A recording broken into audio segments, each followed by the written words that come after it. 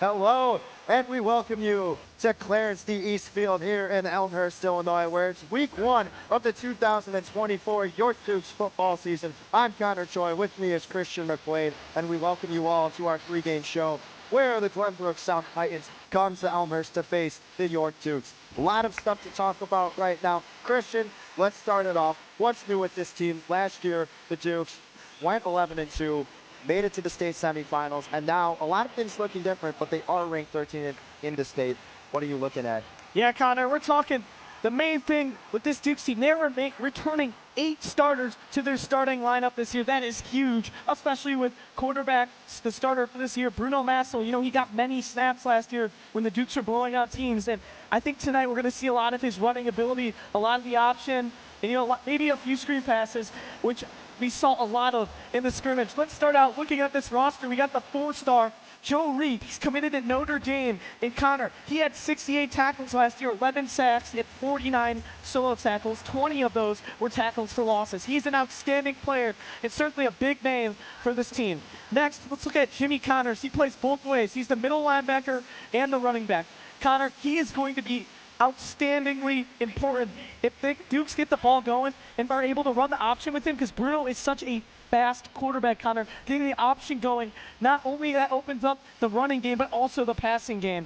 And Connor, I know we wanted to highlight some guys. Who's the guy you want to highlight for this Dukes team?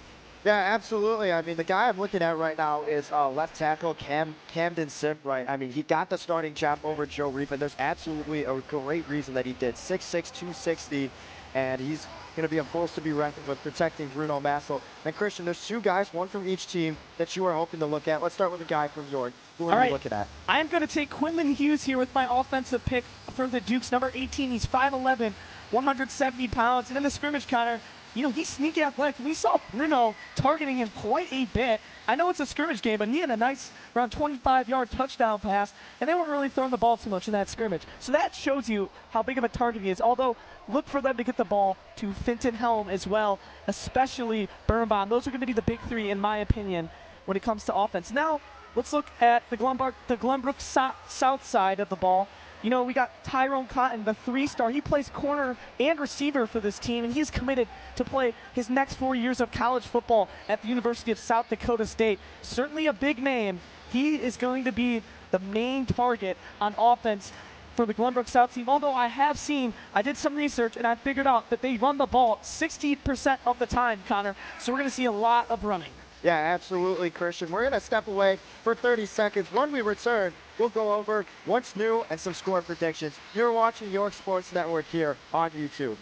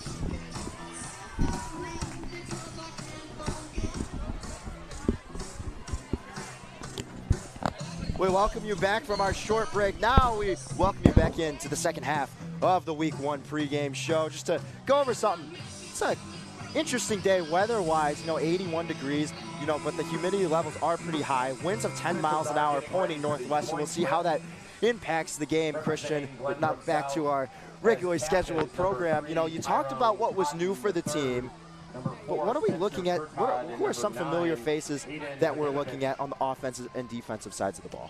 Okay, so looking at the Dukes, let's start with them. You got number 32, Evan Gaughan, who was so tremendous at the beginning of the year last year before he got hurt and he broke his collarbone. I'd like to talk about some of his stats, Connor. He barely played that much because of his injury, but he had 18 tackles, 12 of those were solo, 10 assist tackle, 1 sack, all before he was injured.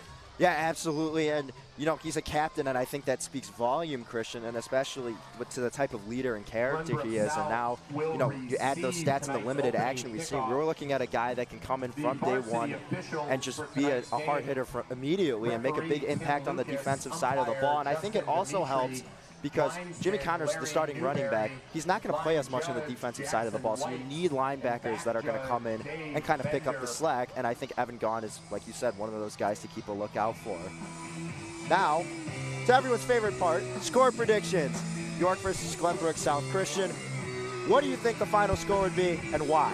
All right, Connor, I am going to start off by saying I think this is going to be a very, very fast-paced game. Slow-paced game. You're going to see so much running. The clock is just going to constantly be running. I think that this game is going to be a final score of 20-10. I think your York Dukes pull it out here. I think it's the first game of the season, Connor. Not too much scoring going on, but I think 10 points. I take the Dukes' favorite here. A lot of running, like I said. And that Glenbrook South, we kind of crushed them last year, so they're looking for something to prove. I think they're going to play us tight. And, yeah, that's my score prediction for York versus Glenbrook South. Let's hear yours.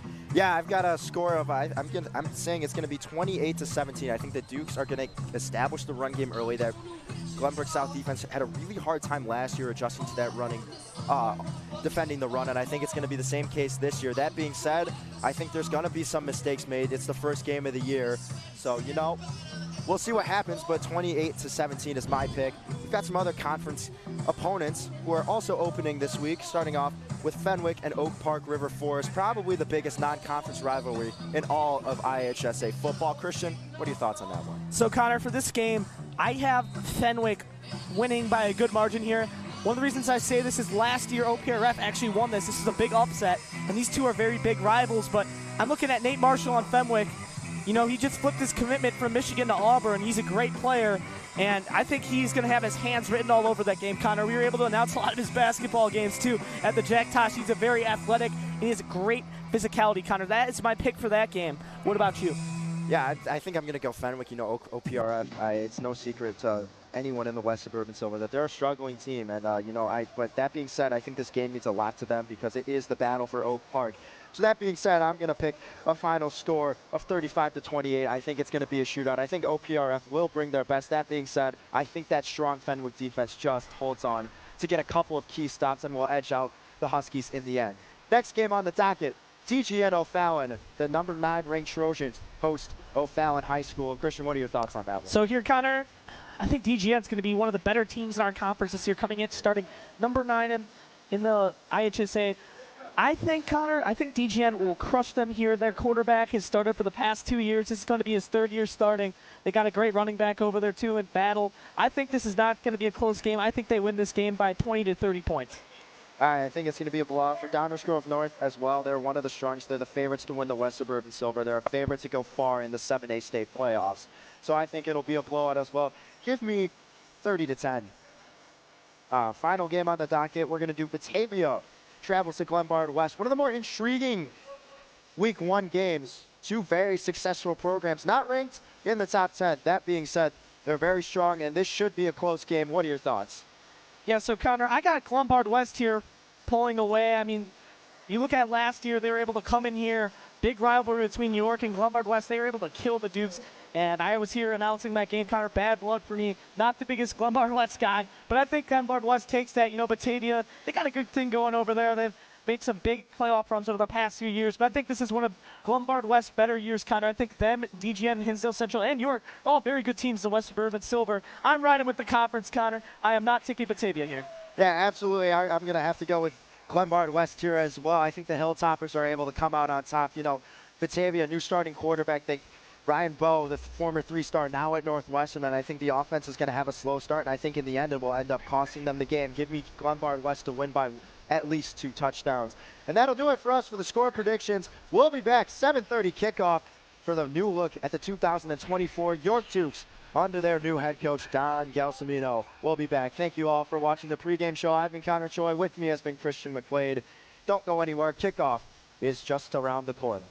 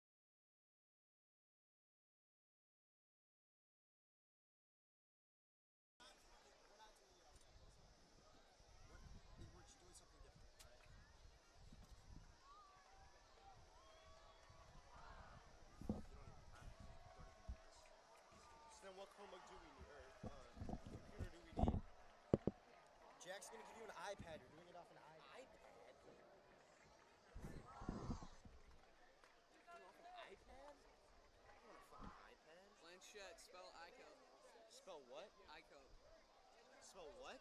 Yeah.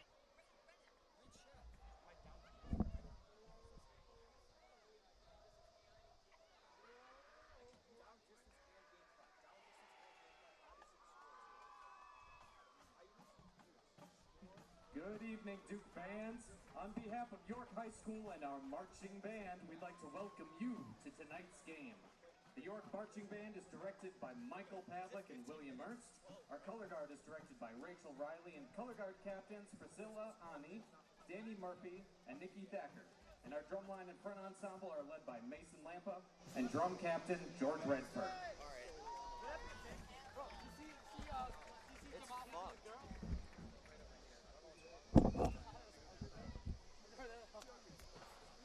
At this time, we'd like to welcome our visitors from Glenbrook South with the playing of their Choi, fight song. tell me at any point if this is messed up, okay? Yeah, you're gonna kind of listen to me and what I'm listening to. Okay. Oh, am I getting a headset? No, you're gonna have to use yours.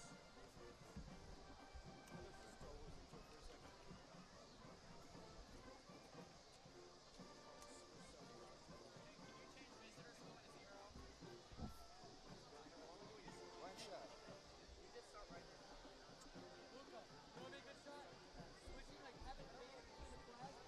Good, Jack? Good? Yeah. And then can you, Is this timeouts? yeah. Three. Three for each team. I know how many timeouts there are. You sure it's special, Daddy? Wait, who's on main? I am. Okay. When it's time when the anthem starts, Pam. Yeah, no, we're gonna go like this. Slowly go across them. And So we have did to this- fade in Are between. you Duke fans for your York High School fight song? Charge of the graphics. Okay, so All then you're what doing is a scroll. this? Don't worry about that. Okay. Wait, hold on.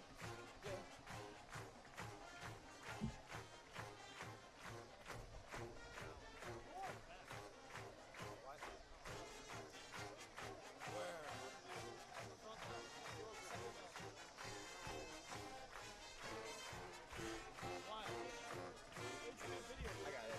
Change it to like greenish and jump to blue. No, fuck no. I don't know why it does Is it a navy blue? One shot. Danica's out there. Yeah, I know. I just saw her down there. Where are you sending that to? No, I couldn't get it. Hello? I thought he was saying, yes. Just walk in. They're checking you. Who'd you come with? No. No, it's not.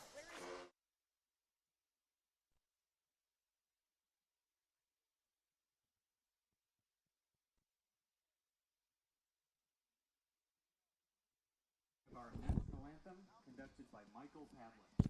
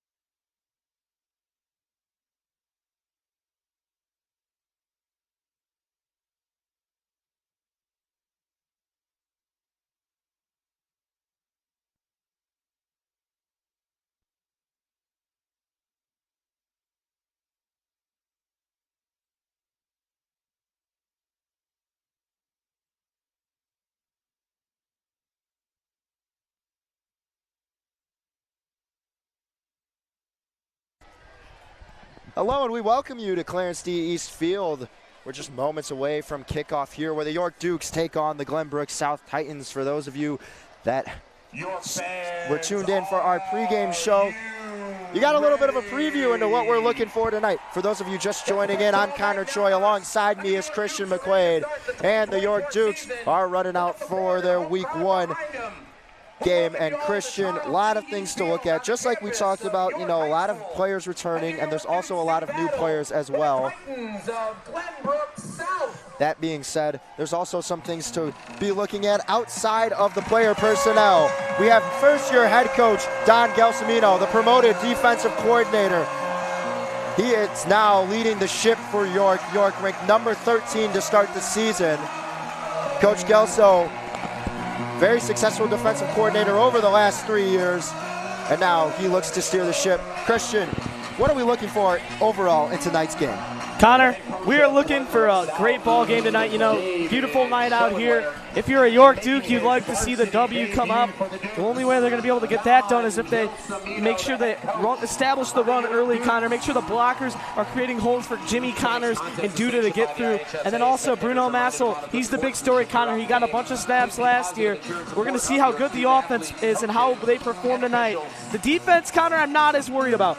They have been consistent over the past 3 to 4 years, and the head coach, old defensive coordinator, is still here with us, Connor. I'm very confident defense will hold their own. Tonight, my opinion, offense is the big test.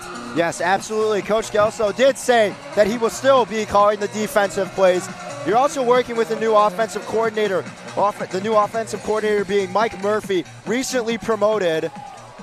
He was the sophomore offensive coordinator for 6 years. He has lots of experience coaching on varsity, is what Coach Gelso told me. So he has no worries about him at all. And as for the offense, like you said, that's the big test. The biggest thing, I think, the underrated thing people don't realize, offensive line, no returning starters, all brand new. Joe Reef not starting on the O-line anymore, as they want him to focus on defense. He'll still be playing in that line, but he's not starting, so 0 returning starters. That being said, there's a lot of really solid-looking O-linemen that look to fill in. Well, you know, Finton Helm was certainly amazing last year, and you'll see him this year move to the receiver. He was a tight end last year, Connor. He dropped some weight, still very, very quick and very fast and muscular, but now even faster than last year as he got moved to receiver, and you see Hunter Stepanek taking that tight end position. It'll be a big step up for him on the roster this year. But overall, Connor, a very anticipated match here, or game here. You know, we got Glenbrook South. They got a decent-looking student section. Of course, York's got the better one. What can I say? Home team advantage, I will say that. That being said, I think there's a lot of buzz just because it is the first game of the year. So I think there's a lot to look forward to. One of those new players that we did not mention, Jack O'Connor, he's set to kick it away, and we're off. It's a sky kick up at around the 30-yard line, and it will be down. Connor, it's an onside kick. It works out. Oh, my. Worked out perfectly by the York special teams, and they're going to take it. Flags fly after the play. We'll see what the call is, but if it stands, the Dukes will have the ball at Glenbrook South's 30-yard line. We got the replay right there. It does look like he caught it in bounds. My goodness, Connor, that's an amazing way to start the season, although it does look to be... Offense is on the field. That's the defense. No Massel out there, Connor. No, that is the defense. Wow. What are they going to... What's the call Can we get another here? look at that replay? Here's the replay right here. Connor, let's take a look. Looks like the ball does stay in bounds. It is recovered by York. Oh, he dropped it at the end. He had possession going out of bounds. I cannot see the issue there. Although false start. It was an illegal procedure. Illegal procedure, I should say. It'll be a 5-yard penalty. Wow. Glenbrook Talk about gutsy play call. York hungry, Connor. They want to prove to everyone they are just as good as last year. How confident your first play call ever as the new head coach. You bring out the onside. That shows confidence. I love it. You know, I liked it. You know, Jack O'Connor, he can totally boot it into the end zone, but they went with a gutsy call there.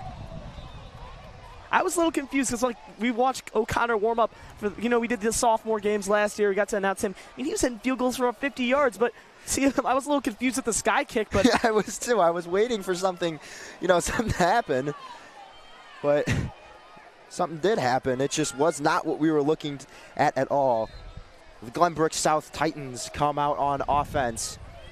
The quarterback is Andrew Bonvicchio, 6-foot junior quarterback. And like you highlighted, Christian, who we're looking for, Tyrone Cotton III.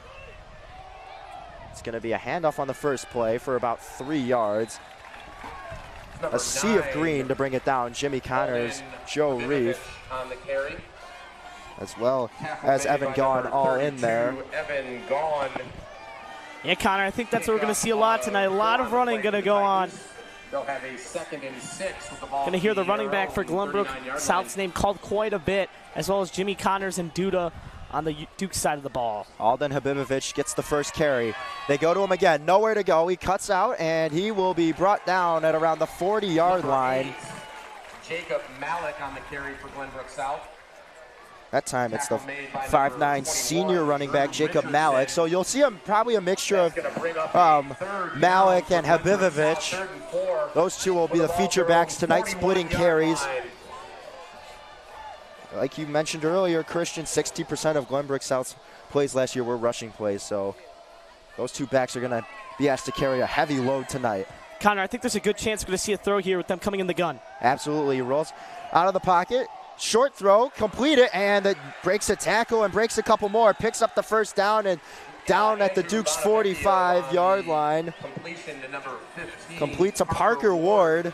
Good for a Glenbrook Good South elusiveness first down. there. Tackle made by number 25. Great job by the quarterback to get outside the pocket and create room for himself. Ended up finding a wide open receiver. And that's a big conversion here early for the Titans. Want to establish that confidence early after a questionable start with that little sky onside kick thing we saw.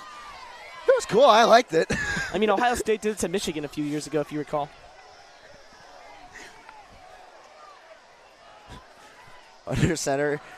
And a handoff here to Habibovic, and he gets stuffed. I'm sorry, that is going to be Malik instead. They fake the handoff to Habibovic, gave to Malik. He gets stuffed, gets 2 yards. Owen Roberts. The sophomore, yes, Owen the Roberts, sophomore. getting his name there early in the tackle column. That was an outstanding job by him to get there early. Starting as a underclassman, that's definitely a bigger name, and he looks just as big as our guy Joe Reef out there. So definitely does not look like a sophomore, although he is. Yeah, you're not going to bring up a sophomore if he's not going to play. Roberts, the 6'5", 200-pound defensive lineman.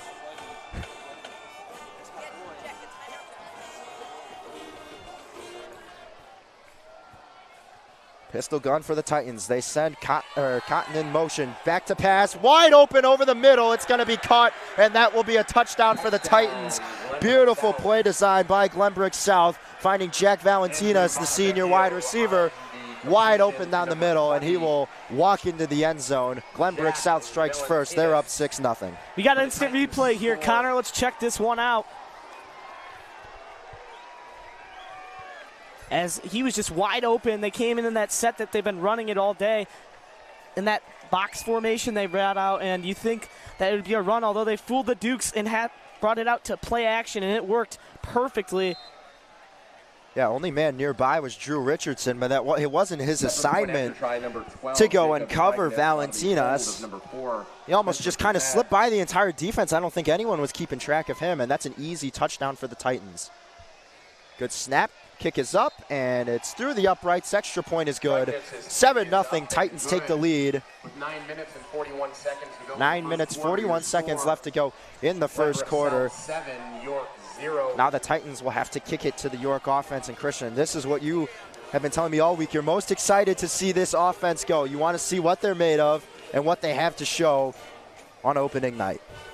Yeah, Connor, especially after the little miscommunication we had. Dukes almost got off the field on 3rd and 6 on the first set of the drive previously, but we'd love to see the offense pick them back up off their feet. You know, mistakes are going to happen, and that's what happens with younger teams. But, you know, the Dukes returning a lot of starters, a little questionable, all good early. You said this game in the pregame show may be a little sloppy at the beginning, which is totally fair because it's the first game of the season.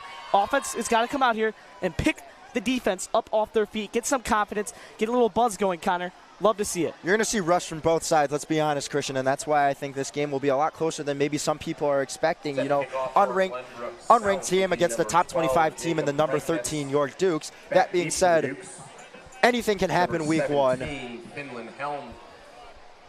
Fenton Helm at the goal line. He's set to return this kick. And you know, Connor, a lot of people, if you heard his name returning last year, you'd be a little shocked because he was a tight end, but now he is a receiver, so definitely not as surprised, but he is quite a quick guy.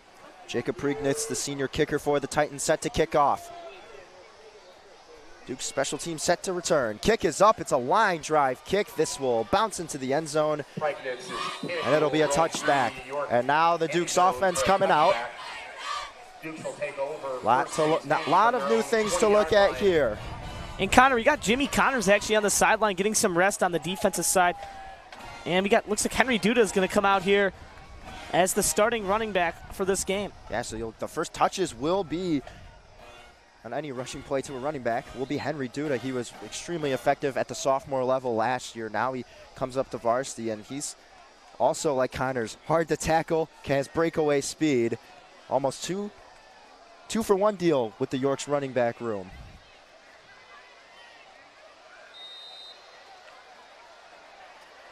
Shotgun formation for the Dukes. It's Massel at quarterback, and someone jumped and could have just been stopping play because the spot was off. Or yep, it's going to be a false start on the Dukes. So that will push them back 5 yards. Yeah, Connor, just a little jump there from 67. Dino Majuris, he's got to make sure he holds it in, but that's all good. First play jitters, you know how it is. Absolutely. Majornos won the battle against P.J. Sturcelli. That being said, expect to see a lot of P.J. Sturcelli this year. First play, it's a handoff to Henry Duda, and he will get a nice pickoff, stays on his feet, and dives for a 7-yard rush. You love that, Connor. Great job by Duda, keeping good control of his body, getting the extra yards towards the end of the play there. And he actually picked up 6. You know, he only had 3, and he just kept his head down, kept going on his feet, and was able to get another 3 more. And those are the extra yards that we're going to love to see all night, Connor. This time Duda to the right of Massel. Last play was to the left. Receiver to Massel's left, 2 to his right. Fakes to Duda, quick pass, that'll be complete, and in and out of the hands of Simon Kadowski for an incomplete pass. So that will bring up 3rd and long for the Dukes deep inside their own territory. Boy, oh boy, Connor, if Kadowski was able to bring that one down, I know the tremendous speed he has, and he had the sideline, Connor. We could have seen a big momentum swing there, and the Dukes are going to have to regroup here and try to convert here on this long 3rd and 9.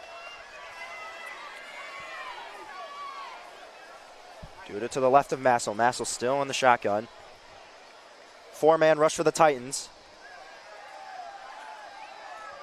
They got to jump, but not enough of one. Now Massel calling an audible.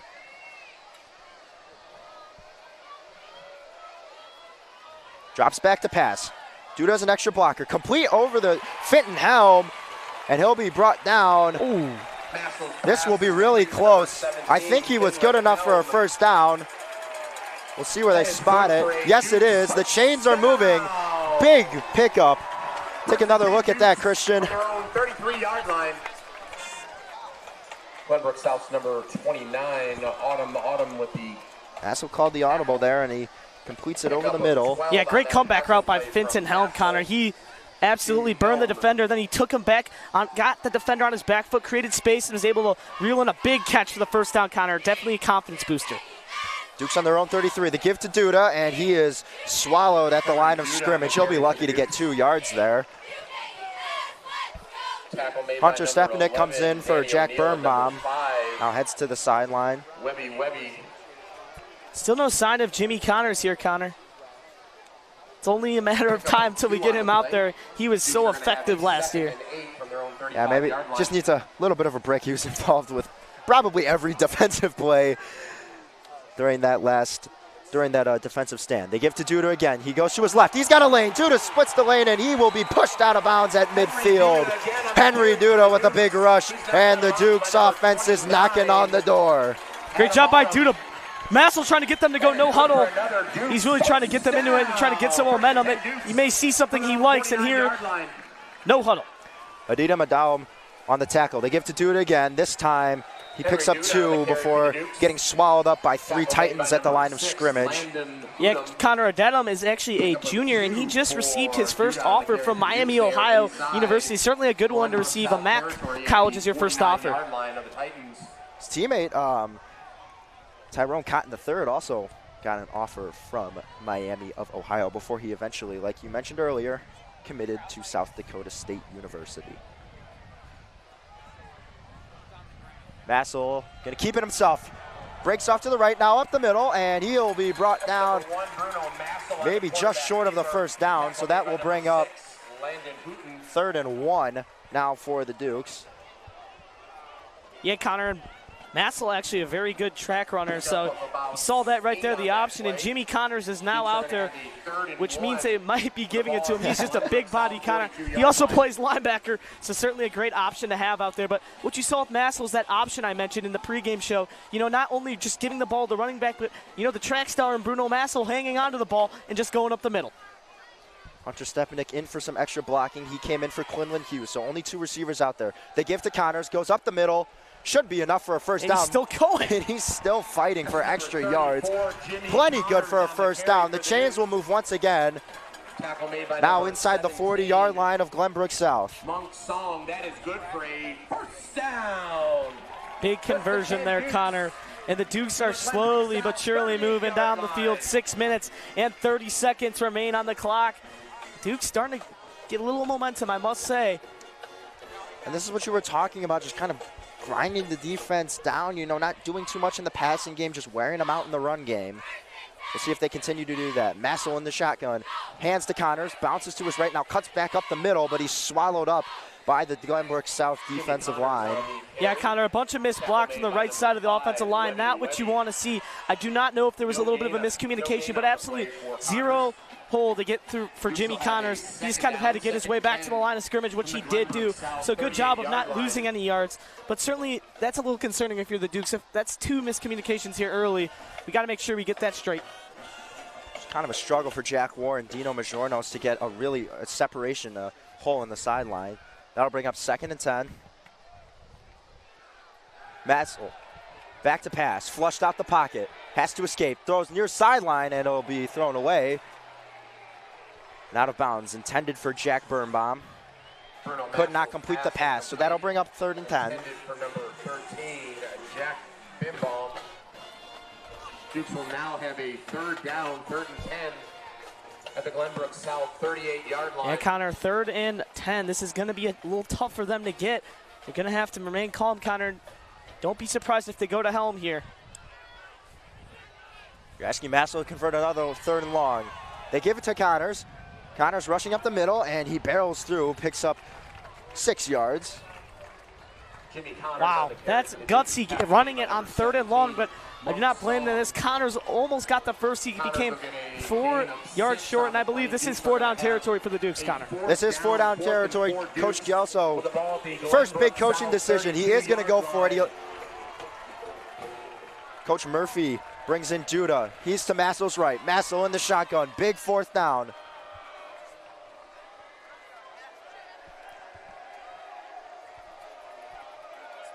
Massel calling an audible. Looks like they will try to run a play. Oh, bad snap. It goes over the head of Massel. He's fighting for it, and he'll be dragged down at the 48-yard line. An absolute disaster for the Dukes. That's going to be a turnover on downs. And now you're giving great field position to the Titans. And we do have instant replay on this. Let's check out the snap. Yes, it was just a little high, but Massel had his hands there. I just don't think he checked. If you will go back, you would see he looked to the right side right as that ball came. So just a little bit of a miscommunication. Another one. That's the 3rd one on this drive, Connor. And that's what could bite the Dukes back in the butt later in this game. They're just shooting themselves in the foot right now. But the defense is out there looking to make a big stop, Connor. You're asking a lot from the defense. They gave up the big touchdown to Glenbrook South in the opening drive. Now you're asking them to make a stand. Glenbrook South being halfway there. 2 backs, Bonachvicho, and that will go absolutely nowhere as they hand it off to Malik. Great job by Grazzini getting there. Him and Hayes split the tackle there. So great job by the Dukes defense, but Grazzini, he's a new player starting for the varsity team this year. Him, Gaughan, and Connors are running the show at linebacker. So, Connor, some new faces, but it's great to have Evan Gaughan back. As I mentioned in the pregame show, he was so outstanding until he did break his collarbone early in the year last year. Yeah, and that retired him for the rest of the 2023 season.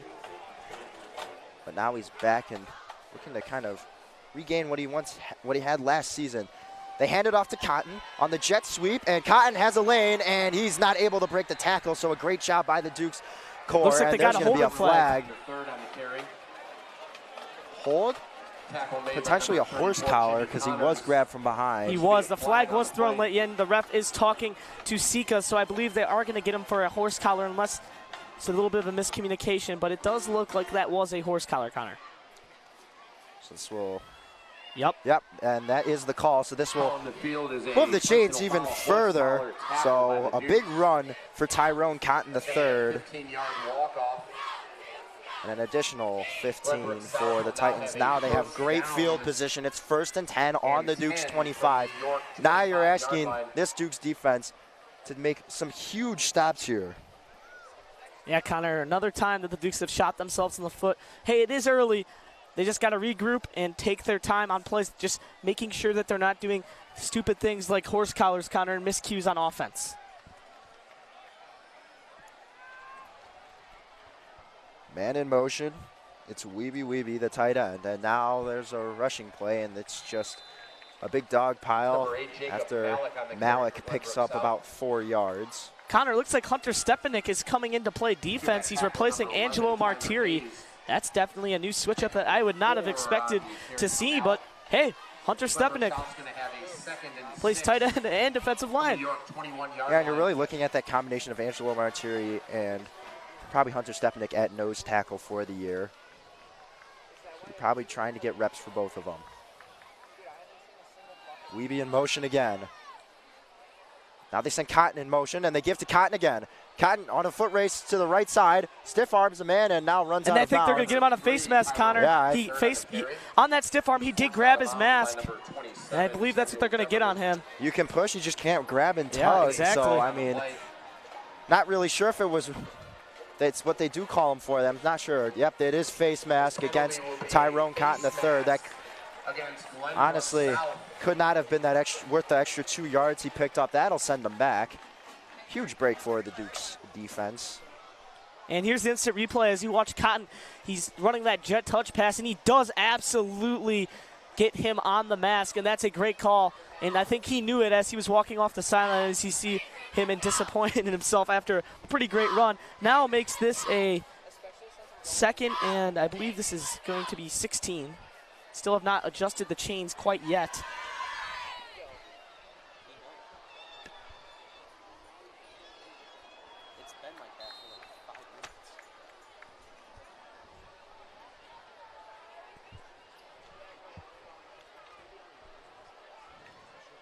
So it's 2nd. I don't know if the chains have adjusted, Connor, but they still haven't changed the face mask penalty. Well, it's back from the where the penalty occurred, so it wouldn't do too much. There's flags fly as Malik breaks away, and lots of flags everywhere on the play. I believe they got on hold at the beginning. I'm not sure what they got after. Potentially offsetting penalties. That being said, Malik inside the 10-yard line in Duke's territory, so we'll see what the call is here.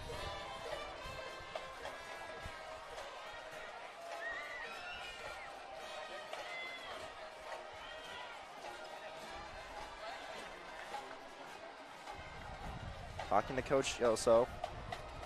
See. Offsetting. Penalty. They got face mask on the Dukes and holding on the Titans, Connor. Yep, so by Glenbrook South and a that will offset now. We'll start all over. We'll replay 2nd down, 2nd and 2, Glenbrook South. If you're Glenbrook South, Christian, I mean, you have a chance to take an early 2-possession lead. So I think this, as much as this is a crucial drive for the Dukes to make a stand on, this is also a crucial drive for the Titans to score on.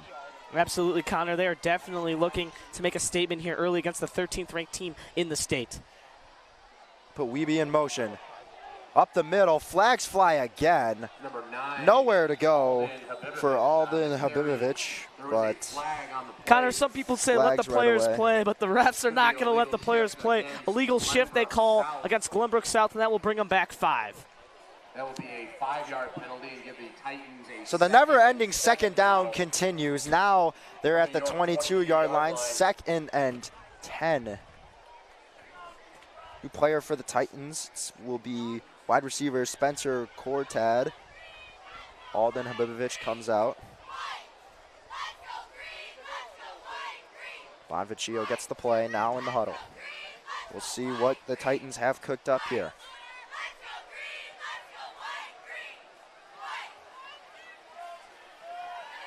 Single back for Glenbrook South. And there it's a little shiftiness there. Malik taking it. He'll pick up the first down and bounces to the 12-yard line. Yeah, Connor, another play of trickery for the Titans. You know, you saw that earlier with that pass in the box formation, and there you just saw a little shuffle pass. So just some, I do not think the Titans can win off trickery the whole time, Connor, but a lot of their big plays have became off moments like those as of right now. No, this is such a high motion. This is an offense that will send a lot of guys in motion a lot. So I think it's the Dukes are just having a little bit of a harder time adjusting early, but they will have to as Glenbrook South threatening to take a 2-score lead. They give to Malik, and he's brought down. There's Evan Gone right there, Connor. Yeah. Absolutely saw the play from way before it had formed. He was after that running back all the way from the middle part of the field, and he absolutely attacked him and brought him down. I believe they did not get a gain, and they got holding on the Titans once again. And Connor, I got to think that York has got to take advantage of these penalties. We were talking about how York was shooting themselves in the foot. It seems as if the Titans are now doing that to themselves. Yeah, they keep moving themselves back, and Titans will now have a 1st and 20. They'll have first down and 20. 3-yard line. And I think eventually they're just going to have to go and try and things keep going. If they keep moving back, they're eventually going to need to throw the ball to get a big chunk of yardage. 1st and 20 for the Titans. Pistol gun formation. Drops back to pass. Quick pass, and there's a great tackle. Eddie Sika brings him down. Yeah, Connor, and you saw a great hold there from the big fella, number 78, on Glenbrook South. That'll be Hawken Anderson. He's actually got offers from multiple schools. He's got offers from Akron, Toledo, Marshall, and UNLV. So great job holding the quarterback, giving him time to make that throw. A gain of 7 yards, but a better tackle from Eddie Sika, the returning corner for the Dukes team. Yeah, absolutely. And now, 2nd and 13 for the Titans. A little bit more manageable. We'll see what they have to do now. Oh, pressure, pocket collapses immediately. And we'll see, does he have anywhere to go? No, he'll be brought down. Evan Gone once again, Connor. Yeah, and we're able to open the lane up for Gone because Joe Reef got through so quickly. Joe Reef just penetrating the O-line. Yeah, Connor, we'd like to hear the Dukes fans make some noise here as we got a big-time sold-out crowd. No, not a seat open in this place, Connor. Everywhere you can see multiple people standing over by the concessions. We got to get loud here, Connor, and get the Dukes some momentum here as it's now 3rd and 9 in a big play for both teams. Owen Roberts off the sideline, so you're adding some extra size to this three-man rush you have prepared. The snap, and they fake the handoff. Now flushed out the pocket, and they're not going to get it, so we pushed out of bounds. By Evan Gone, once again. Once again, Evan Gone. And Connor, you saw, Coach, he was looking for a holding right as that play, right as the quarterback got out of the pocket. He threw his hands up, Connor, another no call, but once again, Evan Gone with another tackle. I believe that's his 4th or 5th on the drive. Yeah, he's having himself a great drive. So 4th and 10. For Glenbrook South, 4th and 10 from the York 13-yard line. So 4th and 10, they'll attempt for the field goal here. The field goal will be attempted by number 12, Jacob Pregnitz, out of the hold of number 4, Spencer Jacob Pregnitz, the kicker. Looks to make it a 2-score game. Good snap, good hold. The kick is up, and right down the middle, and that will make it 10-0 in favor of the Titans. And that will also bring the first quarter to the end. We head to the second quarter in just a few moments. Dukes with some work to do. 10-0 Titans lead. You are watching York Sports Network.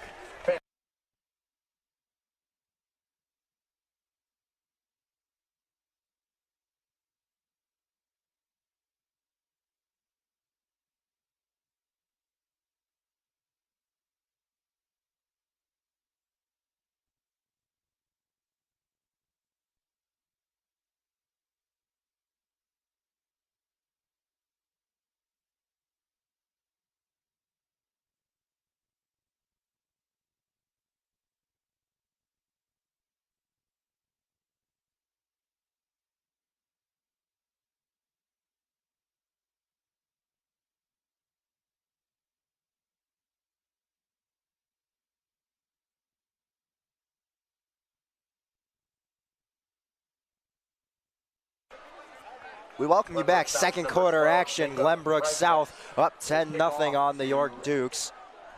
Dukes to receive the ball. Back deep for the Dukes. Fenton Helm at the goal line. He'll be the returner. Jacob Priegnitz to kick it off for the Titans. Connor, a lot of energy knocked out. You know, we saw at kickoff, this place was absolutely rocking, although it seems to be a little bit of a dead like farm ghost town around here. Connor, not a lot of energy on the sideline, nor in the student section, nor anywhere in this place. The Dukes need to get some momentum if they want a chance in this one, Connor. I'd say they're one big play away. We'll see what they have here. Line drive kick, and that is going to be returned by Helm at the end zone. No, it will not be. They'll say it was a touchback. I mean, he did kind of motion the knee to the ground. Connor, this kicker for Glenbrook South has an absolute boot, and he is not giving Helm a chance to bring a ball out tonight. On the first kick, he absolutely line drived it, no chance. And on that field goal, Connor, I know it was only like around a 25 to 30 yarder, but he had an extra 30 to 40 yards on that kick. Let's be honest. He is just absolutely got a boot on him, which is a little concerning. You're going to have to get a stop out of field goal range if you're the Dukes defense tonight. Absolutely, Christian. One thing they were so good at, getting big stops on third down. Massel back to pass, and this one will be dropped. It was a quick pass intended for Hayden Alexander.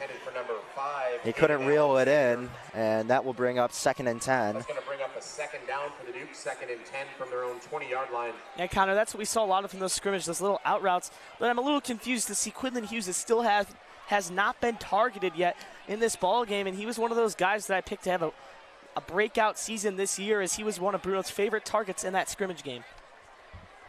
Hughes to the left of Massel, the closer one to the left. Helm on the far left.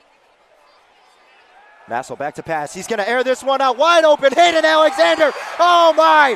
Nowhere to go but the end zone. And that's a touchdown for the Dukes. How about making up for a drop pass? How about a monster touchdown? 80 yards to the house. Hayden Alexander makes it 10-6. Dukes are on the board. Hayden Alexander absolutely finds a wide open hole. Great job by Massel finding him wide open, Connor, and you love to see it. The Dukes momentum is back, and this place is absolutely rocking now. You said they were one big play away, Connor. They got their play, and now the momentum is absolutely off the charts. Great job by Massel recognizing, as you saw this great screen. Hopefully a replay. There was a receiver that set a perfect screen. I do not know who it is, but he attracted the double team, and there was a wide open gap for Alexander. Just a great ball thrown from Massel. Absolute beauty of a play, Connor. Dukes will send Brennan Kennedy out to attempt the extra point.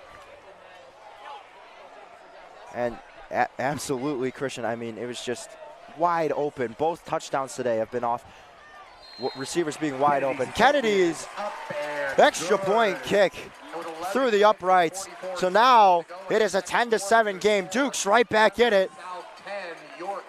And now you're looking for the Dukes to hold on. Massel to Alexander on an 80-yard touchdown. We'll be back in just a minute. I mean, Connor, right after Alexander caught that ball, nothing but green grass ahead. It's that easy for the Dukes. Dukes will kick it off. Titans going to have their third possession of the game. We'll be back in just a minute. You are watching York Sports Network.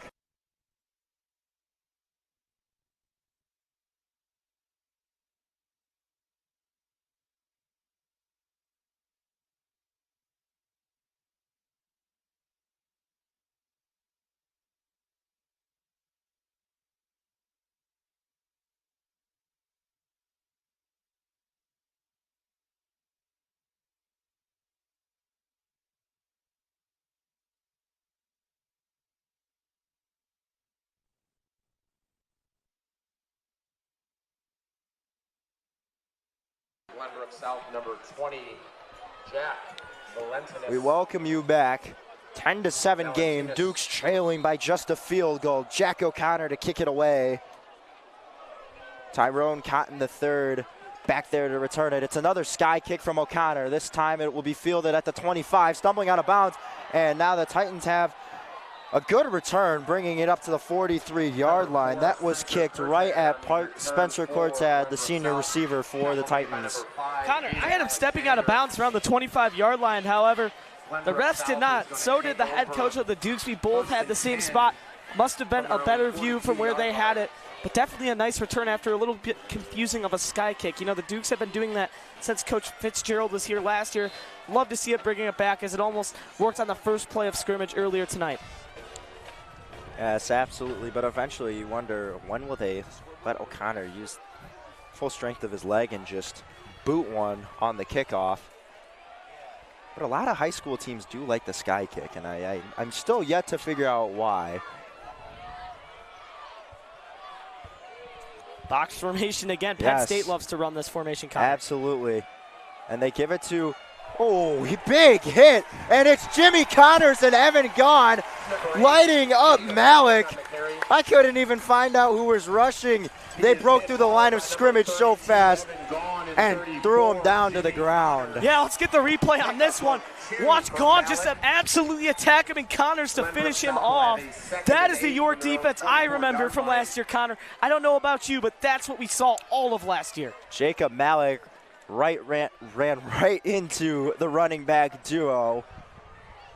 Nothing for him to do but go backwards after a strong pickup of 2 yards. Now back to pass and wide open over the middle, and it's through the hands of a wide open Titan receiver. Oh boy, the Duke secondary really got lucky there as Bonvicchio almost hit Valentinas again, who scored the touchdown in the opening drive. Connor, that was the same play they actually ran to score the touchdown. The Dukes keep biting on that run. I do not know when they're going to learn that that's not always the run, because that play has worked now 2 times in a row. They got to learn that just because they're in the box formation doesn't mean they're going to run it every single time, Connor. Another fantastic play call from the Titans. Yeah, and I think that kind of speaks to the trickery of this Titans offense. You know, like you said, they love the box. They also go pistol gun, 2 backs. You know, they'll mix it up a lot and run a lot of motion, so you don't know when they're throwing or passing. They're going to pass here. Bonvicchio evades a sack, but now he's going to be brought down. Breaks another sack from Tyler Hayes. Bonvicchio has time, gets shoved out of bounds. This one is tipped and nearly picked off. Great pass breakup by Eddie Sika there. Just a wild sequence of events. The defensive line broke through almost instantly. And now they'll have to punt it away. Connor, I was holding my breath for 30 seconds. That play could have been 15 seconds. I thought Hayes had him on the sack. So did you. We had him down, both of us at the same time. So the quarterback somehow escaped it, kept holding our breath. We finally got out of it, and that actually stops the clock. So definitely a big play for York, Connor. Yeah. And, you know, oh, my gosh, what a sequence Griffin Hayes, of events there. No tackle for loss, no sack yet, but they have been breaking through really quickly, man. I mean, and then Eddie Sika to finish it off. Bonvicchio almost got off the completion, but Eddie Sika comes from behind and just bats it away. So now the Titans will have to punt it away. It's Finton Helm to receive the punt. Good punt. This one's going to bounce, and Helm will pick it up at the 10-yard line. Nowhere to go, and he is going to be laid out at the 12. He waited that extra second to let it bounce. So now the Dukes starting deep inside their own territory after a great punt from Jacob Prignitz. Wow, Connor, that, once again, he also plays kicker, but that punter they have on special teams is absolutely amazing. He landed that ball around the 20, and then it spun forward and then spun backwards, gave Helm a super hard time to pick it up, and by the time he picked it up, the defense was just there to swarm him. Absolute beauty of a kick, Connor. But the Dukes do have the ball back down 3. The clock is stopped, and a big chance here to go the field and get some points. I mean, those are just so hard to read, those punts, especially when you get a good punter. It's just so hard to read. First down, Massa will keep it himself. He's got a lane up the middle. Breaks a couple tackles, still on his feet out to the 30, 35, and he'll be pushed out of bounds at the 30-yard line. Big run for Bruno Masso, 26 yards. And now the Dukes have some great field position and moving the chains on the first play of the drive. Yeah, Connor, here come the Dukes. 2 big gainers in a row. We'll see if we get another, but there's that option. They act like they're handing it off to the running back. No, he keeps it himself. The track star gets out, and he absolutely bursts for a humongous gain. Massel gives to Duda. Duda cutting back. has some room, breaking a couple tackles, then will fall down. Not like it would have mattered. He would have been met by number 11, Danny O'Neill, who gets credited with the tackle there. Yeah, Connor O'Neill, another one of the great players on this team. Also, another junior on this team. He actually has got his first offer from Akron, another MAC school, and these Glenbrook South Titans love their MAC offers, Connor. They do, and Cotton also had an offer from Akron, too, and I was scrolling through the offers. I mean, just a MAC magnet, Glenbrook South is. Massa will keep it again. He's going to bulldoze his way up the middle for a gain of 3 yards. So it'll bring up 3rd and short for the Dukes. They bring out Hunter Stepanek. Number 17, Monk Sog. Quinlan Hughes will trot off the field. Gain of 4 on the play. It'll bring up a 3rd and 1 for the Dukes. And Connor, if you're the Dukes here, do you go with the run, something they've been really good at when they get it going and just establishing it, or do you go with the pass, possibly a screen pass or an out route from one of your better receivers? What do you think? You know, I think you could go either way here. I mean, the run has been successful. I like kind of the option, leaving it up to the quarterback. They do go give to Duda, and he will get the first down. And he's still on his feet, and he will now be brought down at the 45-yard line of the Glenbrook South Titans. Who needs to throw when you can just do that all game? I mean, Connor, the fact that the Dukes got 2 different kind of power backs is just amazing. They refuse to go down. They have no quit. They kind of keep their head down like 2015. Ezekiel Elliott on the Buckeyes. Keep your head down. Keep fighting for those extra yards. And you're just seeing it from both of the running backs. Just tremendous effort. They're showing that they want this game, Connor. They want to come back and get some points on the board. Absolutely, Christian. Massel in the shotgun. Duda to his left. He drops back to pass. Quick pass cut by Fenton Helm, and it'll be pushed up. That's a 5-yard reception for Fenton Helm. Number 21, Toby Olager forces Helm out of bounds.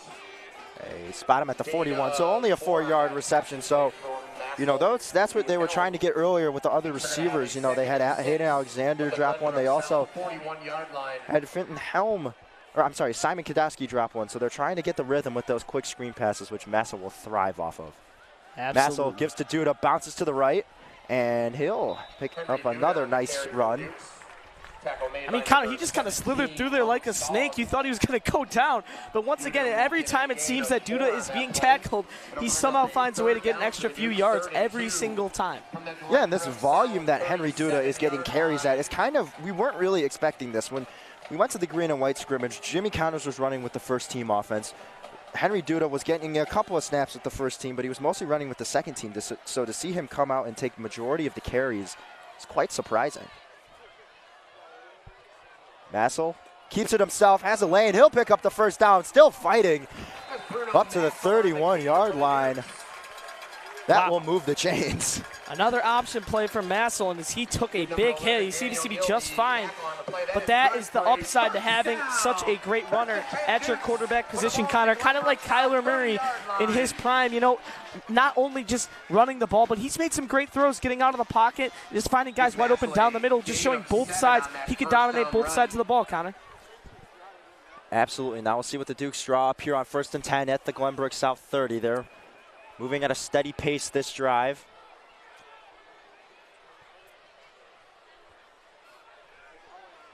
Twin receivers to the left of Massel. Fakes the handoff to Duda, flushed out the pocket. Massel escapes, throws, and this is over the head of Fenton Helm. Nearly sacked by number 17, Monk So.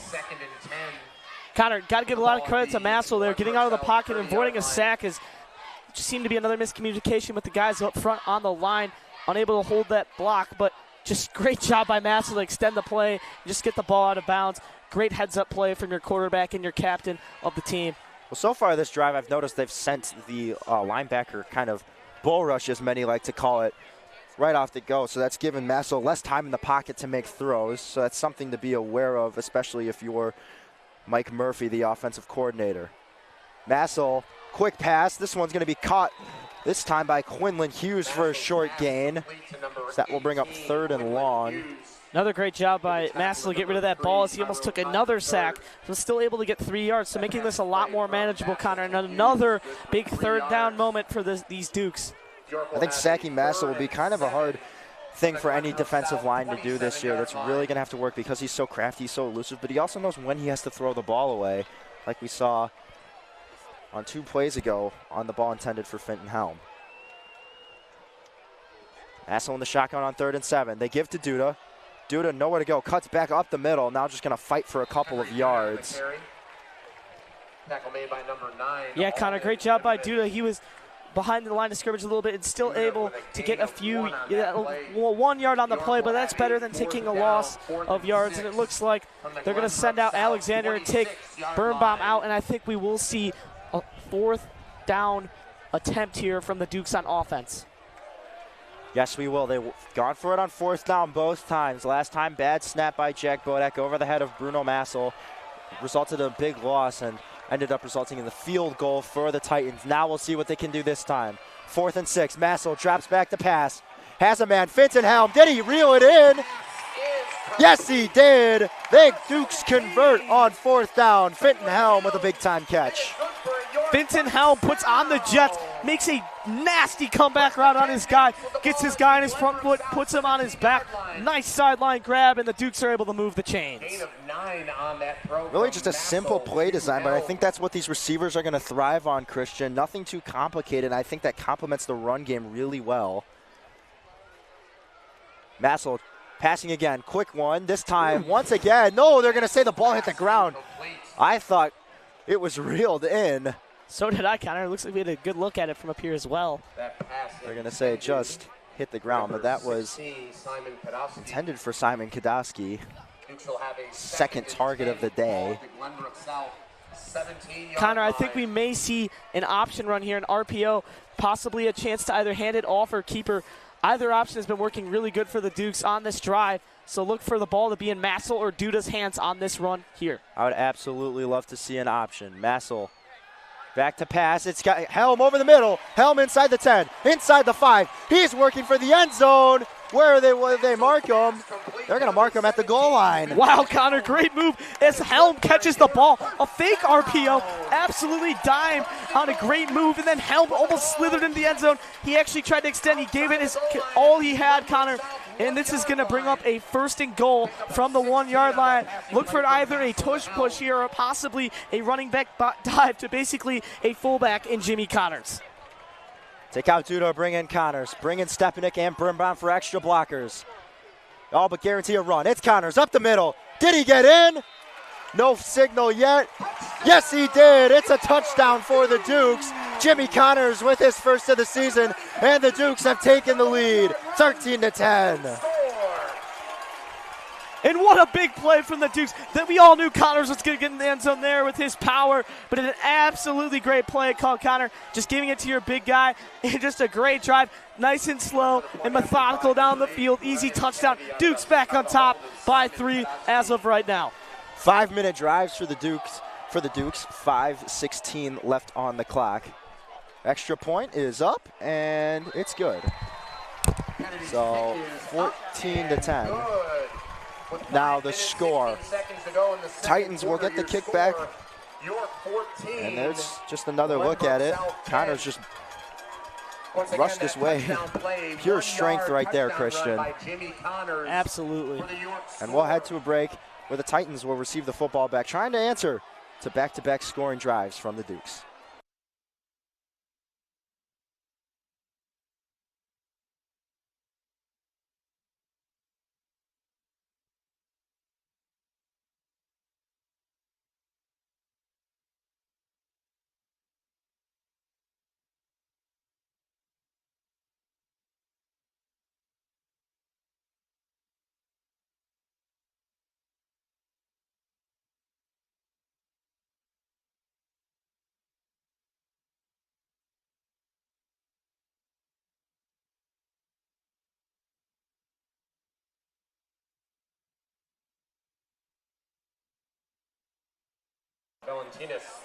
We welcome you back. Jack O'Connor to kick it off for the Dukes. 14-10 your score. 5:16 left in the first half.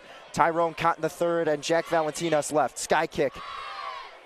And this one will be brought up and to the 36-yard line. O'Connor's kick is caught and before Landon Hooten is thrown out of bounds. He's forced out of And you know, bounds. Christian, after watching this Titans offense for a couple of drives, I can see why they're doing the sky kick. You don't want to kick to Cotton. You don't want to kick to Valentinas, the two guys that have hurt you the most. So I can understand why you're playing it passive with the sky kick. Yeah, Connor, at the beginning I was kind of like, eh. But now it totally makes sense. You know, we saw that breakaway speed from Cotton. And On those jet sweeps, those have been hurting them in the beginning because those were some big plays. And obviously, Valentinas with the huge 50-yard touchdown. Yeah, absolutely. They hand to Cotton there on the jet sweep. He's got room. No, he's brought down behind the. No, he stayed on his feet. No one wants to be brought down tonight. And Tyrone Cotton.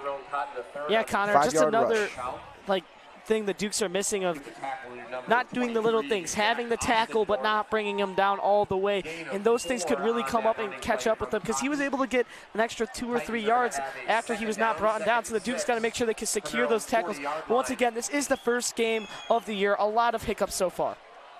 Neither team, I would say, is tackling particularly well tonight. I mean, and that just, yes, it's rust, but it also shows to the elusiveness of some of these players like Cotton, like Henry Duda, like Jimmy Connors. So, I mean, it'll be tough to bring them down the first try. Flags fly, so free play, and it's just a little bubble pass, dump off to the tight end. Vecchio's pass is complete to Webby. I thought it was a false start here, Connor. I thought he jumped a little early. However, they could have offsides here. We'll see what the call is here.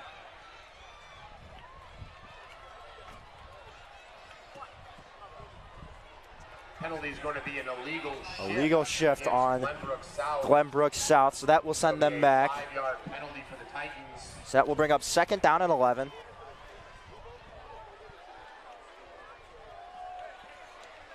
It will now be 2nd and 11. And Connor, I wouldn't be surprised if we saw the Titans come out in that box formation that they love.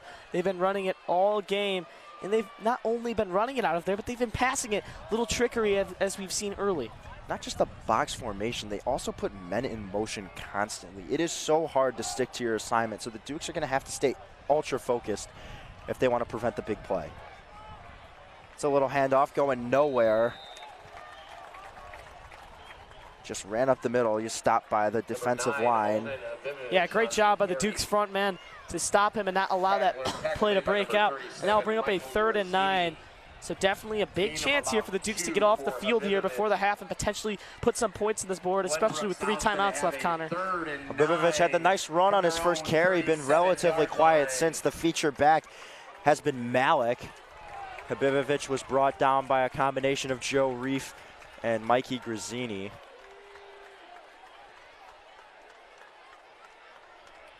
3rd and 9, dropping back to pass. Just a dump off to, Malik, and he gets lit up. He didn't even catch it, but that's a big stop on 3rd down. So now Glenbrook South will have to send out the punt team with 3:17 left in the first half. Connor, once again, Grazzini taking over just like his brother Evan when York went to that Final Four of 2 years ago, taking after his brother and making big plays when the Dukes need it. That's going to stop the clock too. So 3 minutes and 17 seconds as of right now left on the clock, and the Dukes certainly have a good look here to go the field depending on where this punt goes, Connor, and get some points on the board going into the half. You will expect a big punt here from Priegnitz. Vincent Helm is going to have the opportunity to return it. You got to assume he's got the green light to go, depending on how the punt. Bad snap. This one is not the greatest kick from Priegnitz. He had to rush it. So this will. Wow, what a roll it got. Yeah, that got a great roll, but it will go to the 25. So definitely better field position than last time when they started at the 12. And that's probably the best you're going to get with Priegnitz punting the ball away. Let's be honest here. This guy's an absolute stud, Connor. You might have to dig in some research after this and see if this dude's got any offers. Absolutely just dotting the field up anywhere. Like we said, that punt did not look like it was going to be that good. However, it rolled out for an extra 20 to 30 yards after it hit the ground. Just kind of a not expected play, but obviously he knew what he was doing on that punt. That message going out to senior parents. Bruno Massel, Henry Duda in the backfield. Massel in the shotgun. Gives to Duda. Duda going to his left now, tries cutting back up the middle. Nowhere for him to go. Henry Duda on the carry. That's maybe a yard. give the tackle to number 6, Landon Hooten. Clock is running. No gain on the play. Coach Gelso does have timeouts he can elect to use, but I really don't think you're using timeouts unless you get a big chunk of yardage here. I do think, Connor, if they do start making big plays, they will have to use them. Absolutely. Massel flushed out, looking for Alexander. It's overthrown and out of bounds. That will stop the clock. Intended for number 5, Hayden. And Connor, now a big chance for the Titans to get off the field and get the ball back with 2 minutes, 30 seconds, and 3 timeouts left. So neither team is considered safe right now, as this play could go either way. Either the drive continues for the Dukes or the Titans get the ball back in pretty good field position, unless we got a big boot from Kennedy and a nice punt. He's a great punter, but with the wind blowing the way it is right now, it's going to be hard to get it down there. So, I mean, it seems like every third down for the Dukes we call a big third down or a crucial third down, but they kind of have been. And we got a hold against York. Oh, hold against York. It's wisely declining it. Very wise, putting the pressure on third down instead of giving them 2 more downs with extra 10 yards back. Oh, they do take the whole penalty. There were 2. So it'll be 2nd and 20. So they did accept it. I could go either way there. There were 2 penalties. Hey. With the hold, I'll take that one. Connor, first game of the season, I'm so glad right now we got another chance to redo that, even though it's 10 yards farther back. You know, we've seen so many breakout plays already, just miscommunications from both sides, and the Dukes now have another chance to get one of those and get all those yards back. Yes, absolutely. We'll see what they do here. We'll see if they air it out. Probably going for a run. It'll be Massel to keep it. Cuts up the middle. Massel's got some room to run. He's breaking away. Bruno Massel picks up the first down, and he'll run out of bounds. And there's a big play. He was chased by Cotton, so that definitely helped keep him from going all the way, but that's a first down, so there is a flag on the play. So we'll see what happens here. I mean, it's been a flag fest so far. I mean, Connor, as a football fan and your team makes a big run, you hate to see the flag come up. Although it's not going to hurt him, it's going to be a sideline warning. As a football fan, you see a big run. First thing you think is holding, which just is a terrible thought. However, not here, but as a college football fan, as an NFL fan, you have to admit that's the first thing your brain goes to when you see a flag after a big play. Don't really think I've seen too many sideline warnings. Nonetheless, Massel's big 20-yard rush counts. Now the Dukes have something in store. Massel gives to Duda. Duda escapes a couple tackles. Now Duda's breaking away. Duda to the 50, 45, 40, 35, 30, and he breaks it. Can't break another one, but he's down at the 15-yard line. Flags, There's Connor. flags down back, and this could be coming back. Connor. A huge run for Henry Duda, and this is exactly what you were talking about, Christian. Likely a hold here on the Dukes. Connor, I did not want to break it up, but right as Duda cut it back, there was such an unnecessary forced block from Helm. He did not have to shove him back. Watch here on the instant replay.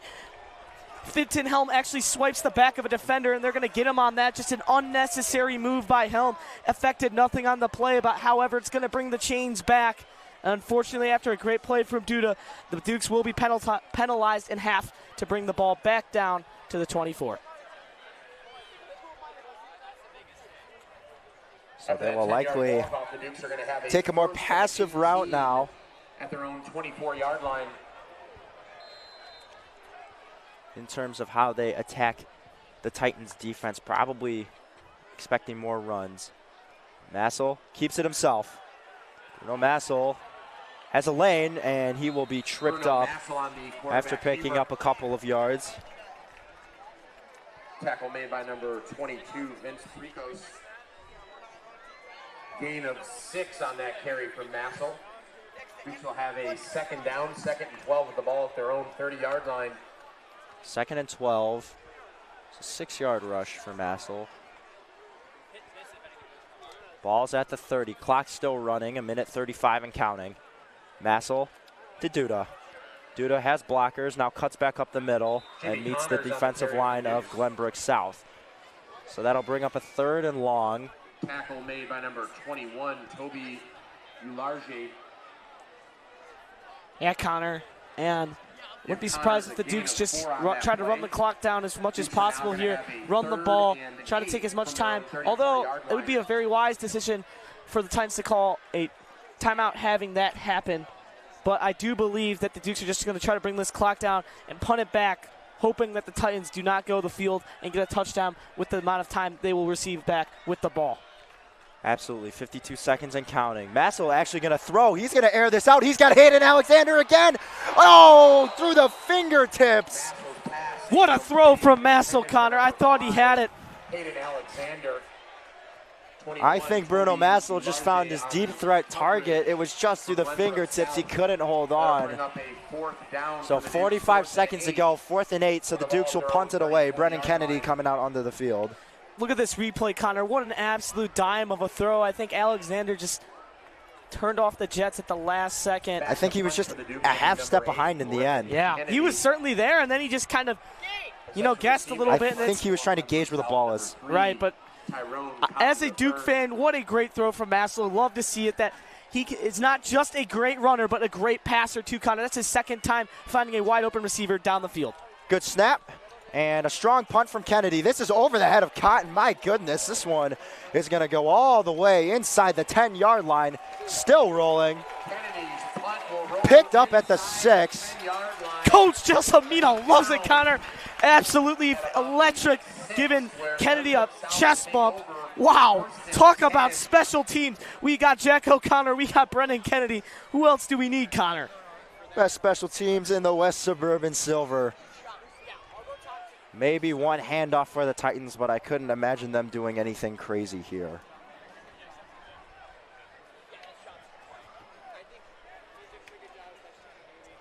So in their own 6, it'll be 1st and 10. 14-10, still your score. 32 seconds left to go. That punt from Kennedy covered 60 yards.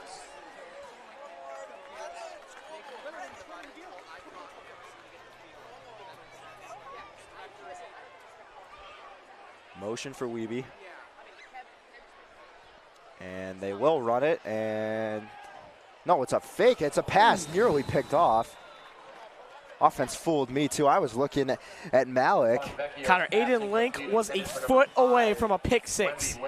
Absolutely, that's a gutsy call inside your own 6. That stops the clock too. I think it's the trickery that they were going for, but they probably shouldn't have banked on that. Not the wisest thing to do. It's good to see though, if you're a Dukes fan back at home, the Dukes starting to play along with the trickery, Connor. Because I don't think I have ever seen a team with 20 seconds trying to just get into the locker room, down 4, trying to go into half, try to throw the ball out of their own end zone. I never would have guessed, especially with the run-heavy offense that they have. Man in motion. They run it this time, and it's going to be Malik who will be pushed out of bounds. Number 8, Jacob Malik on the carry. So the Titans getting something going. Still far away. Drew Richardson with the tackle. 9 on that play. It'll bring up a 3rd and 1 for Glenbrook South. With the ball at their 15-yard line. Owen Chale now in the game for the Dukes, the senior linebacker. And that's someone to keep an eye out on, Christian. I mean, I think that'll make he'll be a positive addition, especially if you want to get Jimmy Connors more involved in the offense, which means he'll probably have to take a step back from the defense. You're looking at Owen Chale to kind of fill the gap. What a power back duo, though, from Connor and Connors and Duda. They hand it off this time. Malik, nowhere to go. 18 seconds and counting. But Connor, as I was trying to say, getting Connors off the field, is a great thing to do, because not just getting rest, but that means you trust your other guys besides Connors at that position. The middle linebacker position is basically the quarterback position of football, Connor. So trusting your guys that aren't your, 4-year senior guys are just huge to have on this team, especially with a bunch of new starters this year, Connor. Absolutely, Christian. And that will bring us to half. 14-10, your score holds. Glenbrook South with some things to talk over. Dukes really playing well that second quarter. Was the end of that first, and then that whole second quarter. A lot of things to be impressed by. 15-minute halftime. Things to talk over for both teams. We'll bring it back a couple minutes before the half. You are watching York Sports Network.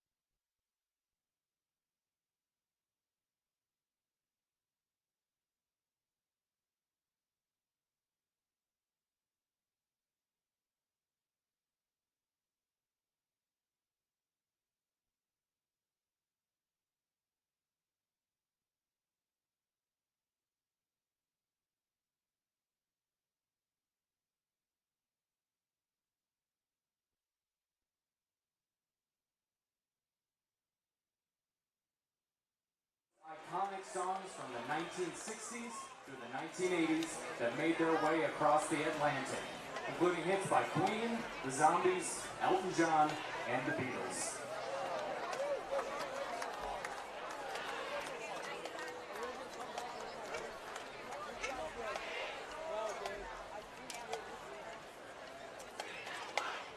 Our drum majors for this season are Evie Morton, Elizabeth Pickens, and Lily Whitmar, who will now perform their salute. We begin our performance tonight with a tribute to the legendary rock band Queen, including their hit songs We Will Rock You, Another One Bites the Dust, and the operatic anthem Bohemian Rhapsody. We hope you enjoyed the electrifying Queen opener.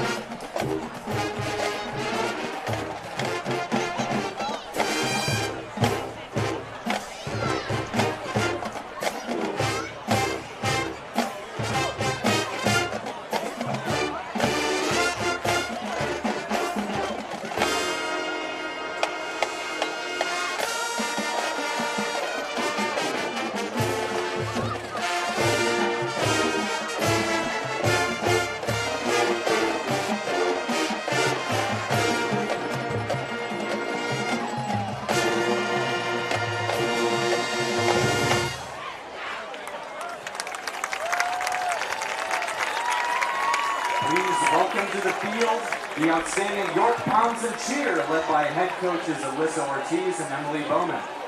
They will be performing to an arrangement of Bang Bang by Ariana Grande, Nicki Minaj, and Jessie J.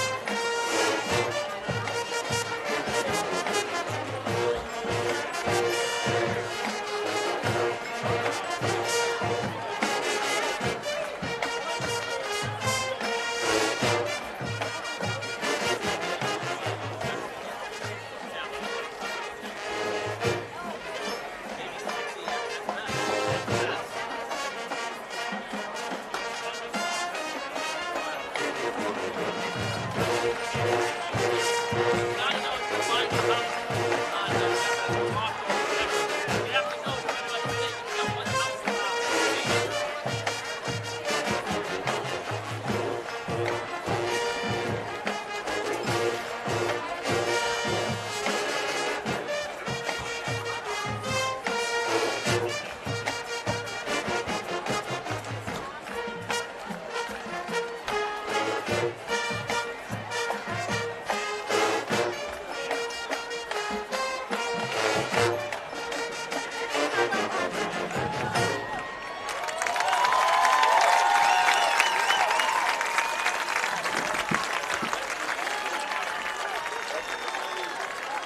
On your feet, Duke fans, for your York High School fight song.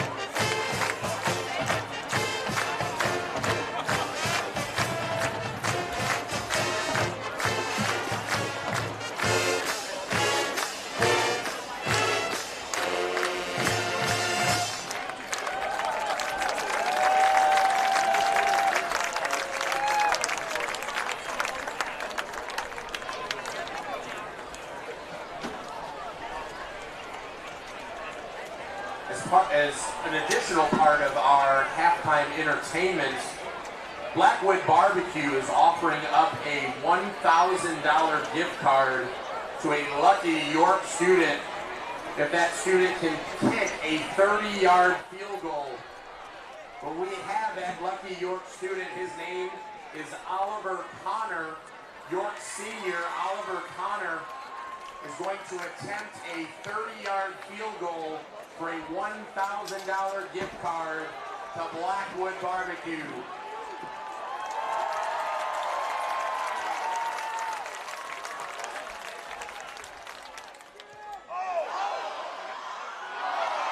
Connor's kick is wide left.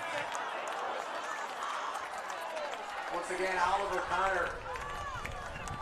Great attempt just wide of the left goal post to win a $1,000 gift card to one of our new sponsors this year, Blackwood Barbecue.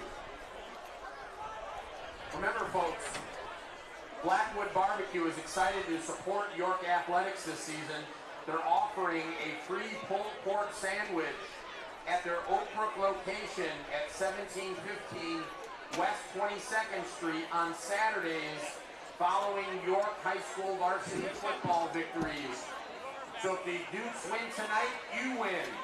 To redeem your free pulled pork sandwich if the Dukes win, you will enter code DukesWin at the kiosk at Blackwood Barbecue. You can find more details at blackwoodbbq.com/York Football. Once again, thank you to Blackwood Barbecue for your support of York Athletics.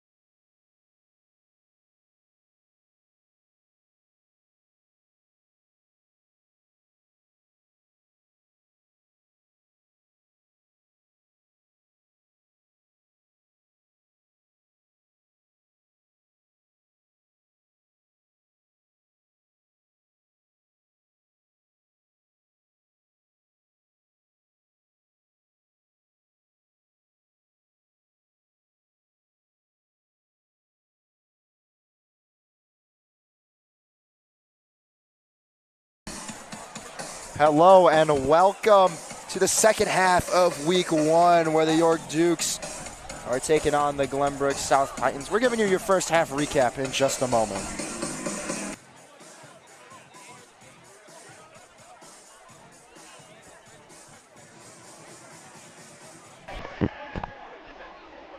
Welcome back. Second half kickoff just 1 minute away. Dukes will receive the ball to start the second half.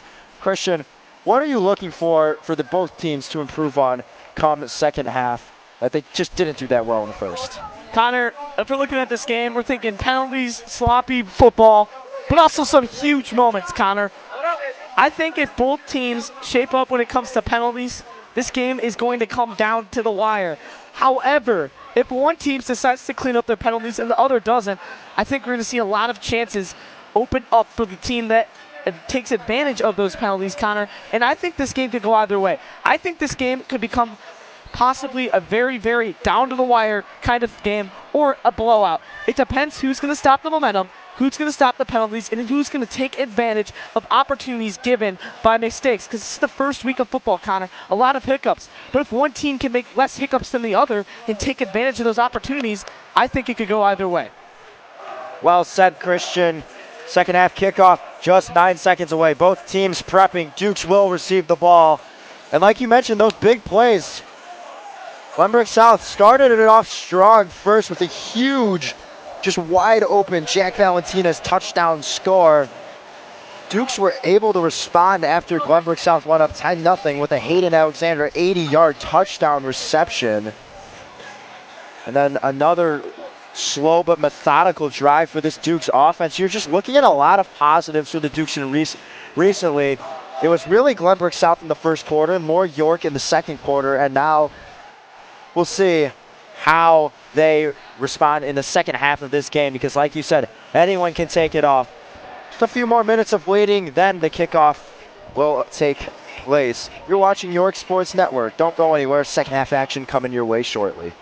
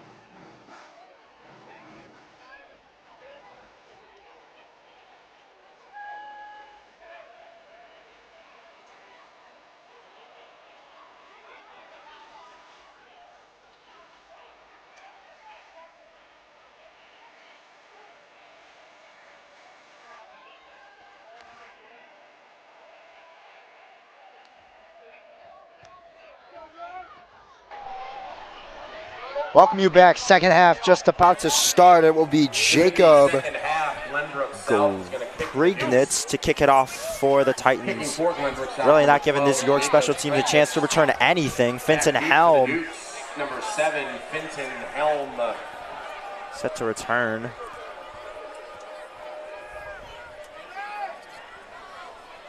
Connor, Glenbrook South finds himself in a ball game here. However, really haven't had that too much momentum since that huge touchdown in the first drive of the game out of their trickery play. So definitely need to get some back here, and I think halftime would be a great time for them to regroup. We'll see what this half brings as we will start the second half. Priegnitz with a monster kick. Helm just going to watch that sail over his head. Drops down in the back of the end zone, and now Bruno Massel and the offense will come out after the touchback. Massel had some great reads and some great throws early, or late in that second quarter, I should say. And he's really commanding the offense well. He looks calm, composed, and collected. I mean, he's had to deal with a couple of drops, but, you know, he hasn't really let that phase him. He's really just acted like it was nothing, almost as if they caught it, and he was just kept on going. So we'll see how it goes now. Ref's already blowing the whistle. Oh, someone, maybe an injury. A little tripped up, I believe. Yeah. But, Connor, we're talking a whole new ball game. If Alexander comes down with that ball, you know, he had it secured at the 30-yard line, and they would have had around 40 seconds to get the ball in the end zone and 3 timeouts. So just a little miscommunication again. Story of the first half for both teams. We'll see who can make up for it and bring this one home. Final 24 minutes starting now. Massel hands off to Henry Duda, who breaks a couple tackles and still fighting, and he'll pick up 7 yards on that rush.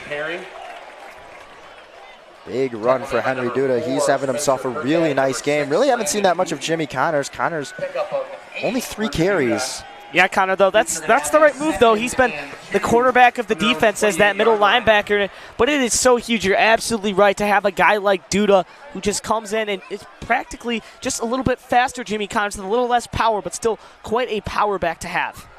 Connor's almost acting as if it shapes out to stay the same. He'll be the 3rd down and goal line back as they give to Duda here. Duda bounces to the left, now cuts back up, and he'll be brought down after a short gain. Tackle made by number 6, Landon. Did he pick up the first down is the question. It is good. So Duda will pick up the first down after the short run. Only needed 2 there, so now first down and 10. 30-yard line. Pickup of 2 for Duda to get that first down. Great job. Great play call by Gelsomino, just getting Duda in, having him bounce around like a bowling ball like Nick Chubb, just bowling through anybody in the way. Absolutely great play call, rotating him and Connors in and out of the game. One back to the right of Massel. He gives to Duda again. Duda will be not brought down. Now he's brought down. I mean, he just breaks so many tackles. And, you know, in the beginning you can say, okay, they're struggling to tackle. Now it's just like he's a hard back to bring down. Effort, it will be like that every time. You can tell he wants it, Connor. He wants the ball in his hands every single down. He's a workhorse, Connor. And I just do not see – this kid's got heart, Connor. He has just absolutely been all over the defense. It refuses to go down on any expectation. 2 receivers to Massel's right. He'll drop back to pass. Flushed out the pocket. Massel will fire out of bounds, incomplete. Massel's pass incomplete. Probably a wise decision to throw it away there, and that will bring up 3rd and 7 for the Dukes. Have a 3rd and 7 from their own 33. Yeah, Connor, definitely a wise decision. Something you'd love to see from your veteran quarterback. Instead of risking and throwing a bomb, a 50-50 jump ball to home, he just throws that one out of bounds.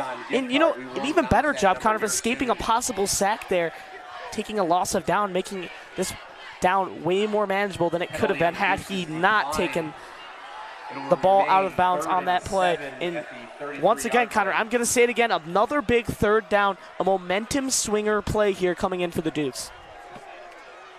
They're able to keep this and pick up the drive. You've got a really good chance. You're setting yourself up to score and, you know, hopefully take a 2-possession lead. Big 3rd down coming up. Massel in the shotgun. Drops back to pass. Scans downfield. Flushed out the pocket. Throws it up, and he's got Birnbaum, but the throw is out of bounds. So it's incomplete. Shoved out of bounds at the end of the play, looking for the unnecessary roughness call. Not going to get it, and they're going to have to punt this one away, Connor.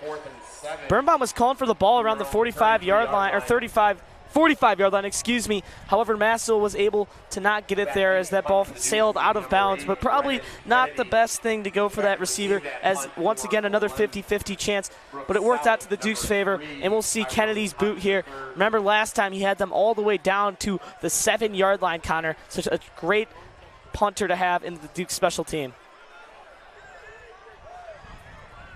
Kennedy to punt it away. And there's a flag. High punt. This could be fielded. It is going to be fielded, and laid out is Tyrone Cotton. Absolutely lit up by Aiden Link. Immediately tackled by number 3, Aiden Link. However, Coach Gelso's telling him to hold. There's a penalty flag. So we'll see what's happening here. See what the call is. Looks to be a penalty against York. Believe they're going to get the Dukes here for a false start, and they are going to send the special teams back out there, and it looks like the Titans will... Still not sure if they've accepted, Connor, as the offense for the Titans looks to be out there, but special teams is still on the field. We'll admit it wasn't Kennedy's best punt. Yeah, they declined the penalty, so they're going to take the field position.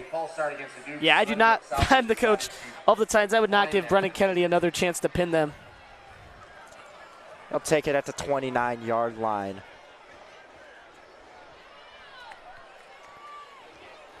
Now this Glenbrook South offense comes back. Maybe not take the lead, but at least take a cut into the Duke's lead quite a bit. It'll be a give to Malik, and he is stuffed and thrown down. Joe Reef right there. Evan Gaughan and Joe Reef again, Connor, the two guys I highlighted in the pregame show. Two guys that needed to be great for this Dukes team to come up with a win. And boy, have they had their hands written all over the defense for York tonight. Absolutely, 9:38 and counting left in the third quarter, 14-10. So this one, like you said, is shaping up to come down to the wire.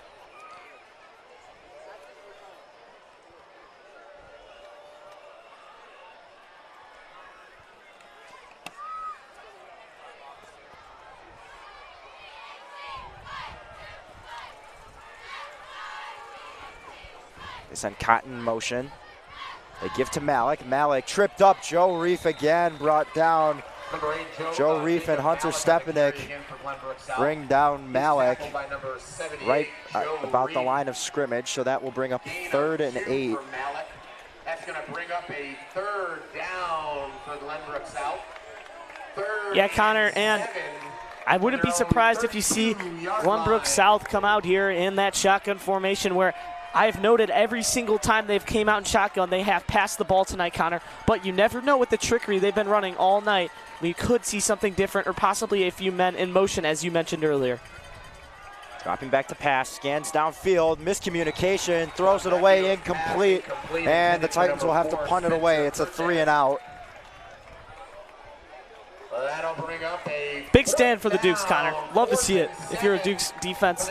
You know, after the shaky first play, Connor, you have to admit that the Dukes have done a great job only holding the Titans to 3 points since that big play in the first quarter. Yes, was not Bonvicchio's best throw, but his receiver also was slipped up, got turned around. So 4th and 7. Set the punt for Glenbrook South will be number 12, Jacob Prignitz. Prignitz to punt it away. Finton Helm. 17, Finton Helm. The returner. Good snap. Punt is up, looking good, but it's Helm's just going to let it bounce, and this will roll all the way as a flag flies. What in the world? He hit it away. They didn't blow the whistle.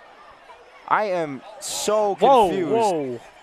And unnecessary roughness they're going to get, I believe. I mean, that should have never happened, though. I mean, just confusion, Connor. I mean, you had... did they not blow it dead? They did not blow it dead. That was Jack Hedgie, who just kind of bent down the ball and just smacked it away. So I'm not really sure why they didn't blow the play dead, but they did it. So we'll see if we have possibly an instant replay on that last play. We do have an injury timeout on the field, though. I don't know how you missed that. Honestly, he kind of did it right by the referee, and this is a long discussion right now.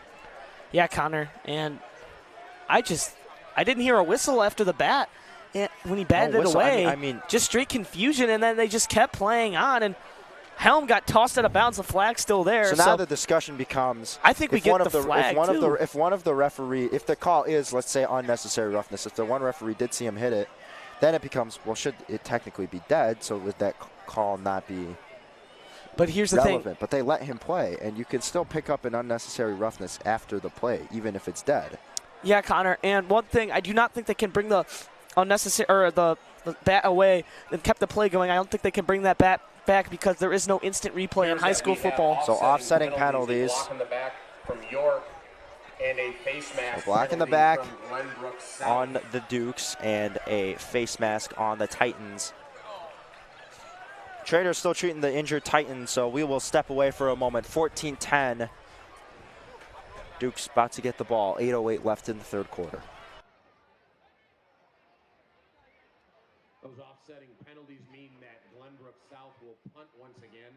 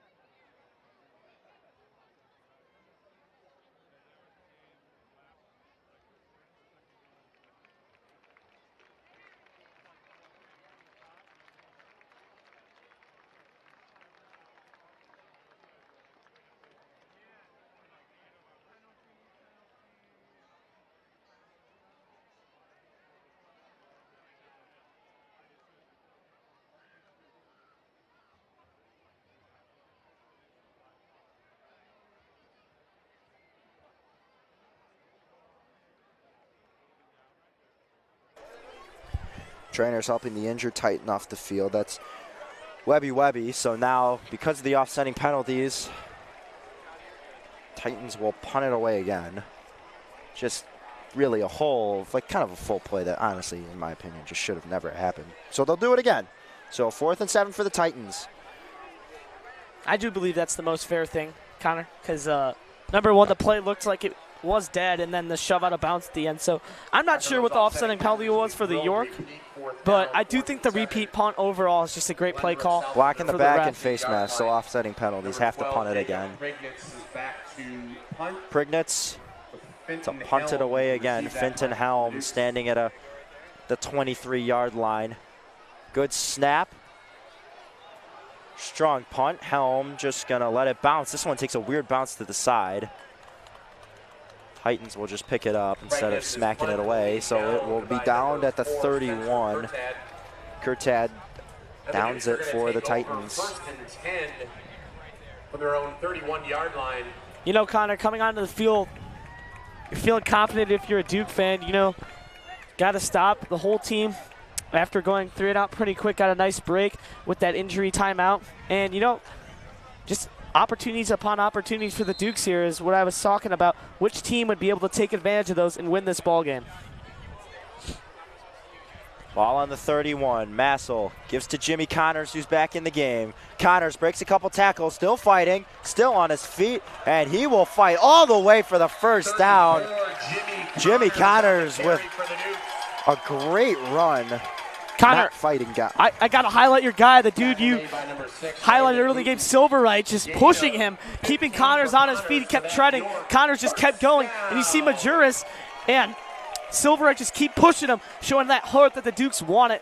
They just want to keep going down the field, and Connors just able to pick up yard after yard, keep his feet moving, and that's just heart, straight heart from the Dukes there. I mean, absolutely, and Majorno's making it a whole. I mean, also, and I mean, on the left side, you really got to pay attention to Cam Silverite. I mean, he's going to be a force there all year long, and like you just mentioned, he did a great job helping Connors get those 10 yards. Another injured Titan on the field, so we'll step away. 1st and 10 coming up for the Dukes with 7:38 on the clock. 14-10, still your score.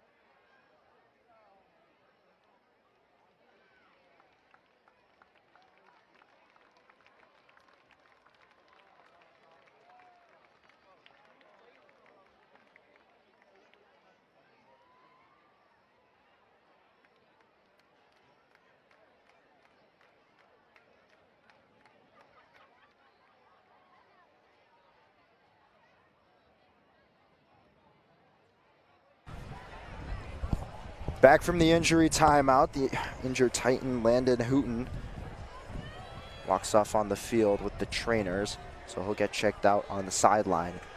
1st and 10 for the Dukes on their own 46. 7 minutes, 38 seconds left in the 3rd quarter.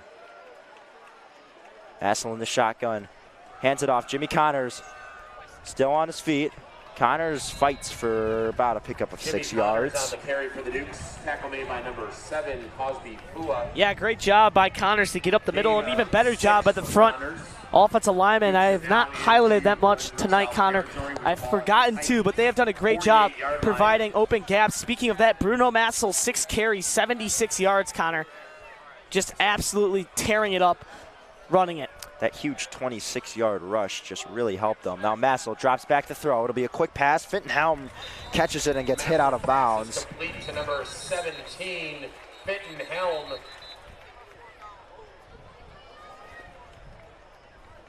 It's a flag on the play.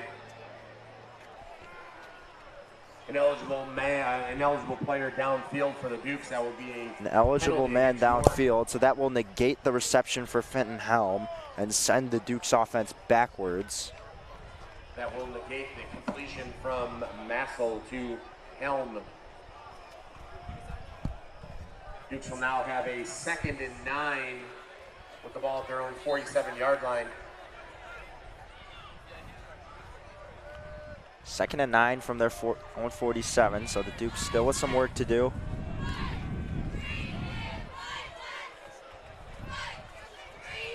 Connors to the left of Massel. Massel still in the shotgun, has rarely worked under center today. Hands it off to Connors. Connors fighting, breaking some tackles. Jimmy Connors turns on the second Jets, and he will be pushed out of bounds at the 15-yard line. What a carry for Jimmy Connors. Now brings it inside the 15-yard line for the Dukes, and now the Dukes are knocking. It's a big run. Look at this instant replay, Connor. He pushes off a guy, keeps the legs going. Watch this stiff arm at the end. He absolutely throws a guy onto the deck. Jimmy Connors taking over. He's calling for a sub, Connor. I don't blame him. What a run. And talk about momentum. You got it right there. So they send out Duda. Jack Birnbaum also coming on. He'll be stacked behind Stepanik, the tight end. Receiver on each side for Massel. Now Massel's going to keep it himself. Massel evading some tackles, spins, still fighting, and he'll be down at the 1-yard line. What a move by Bruno Massel. Great spin move. Great job. That's good for a and what an absolute spin movie. Stiff arm spin move, absolutely nasty. Comes up a yard short, and you got to think they're going to give it to Duda here and just try to have him pound it in. Jimmy Connors just chilling on the bench. Here he comes. It might try to get him out here, but Connor, the athleticism from Massel on the spin move, stiff arm. Have you ever seen anything like that? Absolutely not. I mean, not from a quarterback at least in a long time. They give to Duda. Duda cuts in the middle, and is he get in? And yes, he did. Henry Duda, touchdown number 1, and that makes it 20-10. Now a 2-possession game for the Dukes. And we got that on instant replay. Just a great job by the offensive line to hold the blocks, and an even better job by Duda just putting his head down and getting in there. And now another cramp situation for the Titans. This seems to be an issue. Hopefully the players are all right, Connor, but that is now 3 straight cramps in a row. 20-10 the score, awaiting the extra point could make it an 11-point lead for the Dukes. 5 minutes, 47 seconds left to go in the third quarter. We'll step away while we wait for the injury timeout to conclude.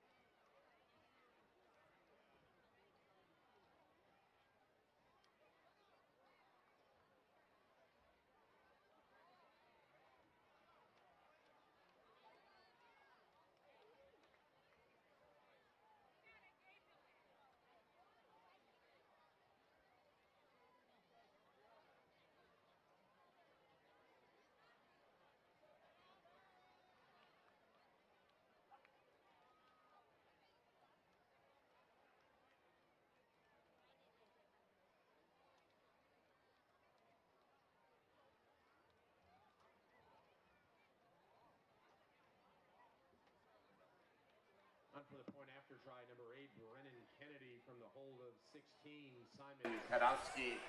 We welcome you back after the injury timeout. So 20-10 your score. Brennan Kennedy to attempt the extra point.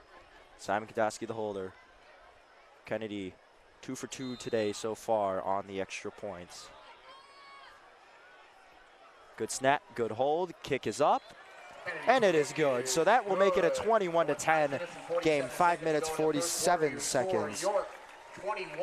Connor, right now, we got to tell everyone about our little competition we got going. So I picked at the pregame show, I got 20-10 York Dukes. Right now it's 21-10. And Connor, what was your projection? 28-17. So, you know, it's a close one, and we're going to keep track, see who can get the closest all year long. A little competition going with the announcers. Loved it. Right now, Christian scores looking pretty good. I don't know, Connor. We go touchdown. Your touchdown. I could be in the running. Jack O'Connor to kick it away for the Dukes. Still plenty of time left. 17 minutes and 47 seconds. And this second half so far has felt ancient. It has felt so long, Connor. I cannot explain. Every time there seems to be a big play or something. Unfortunately, the Glenbrook South Titans have suffered some cramping injuries. Hopefully their players are all right, but just got to get some water on that sideline over there. Yeah, it's really in that linebacking core. I mean, all of them kind of just like one fell down and then the next and the next. So, you know, if they're not back at 100%, you know, that could be an issue to look at. Like your linebacking core is depleted for the most part. I mean, I don't blame them that they're losing a lot of gas. Connors and just Duda have been all over them, just bowling through there, not giving up and showing a lot of heart, Connor, and that is hard to stop. A team with heart is dangerous, especially in the York Dukes. O'Connor boots it away this time. This will be fielded by Malik. Malik is going to be stuffed at the 15-yard line and brought down. Great job by the special teams. Not giving up a big return the first time they kick it all the way. Drew Richardson that time with the tackle. Yeah, you see there just digging his head into the ball and plowing him down. Great job of using his body there. Not the biggest guy on special teams, but special teams players usually have the most heart in football if you watch plays, Connor, in college football especially. Ball spotted at the 16-yard line, so the Titans with some work to do. Out comes Bonvicchio from the sideline after getting the play.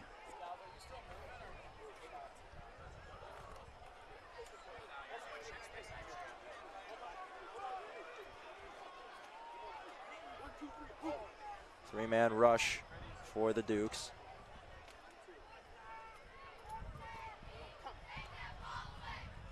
It'll be a handoff to Malik, and he is going absolutely nowhere.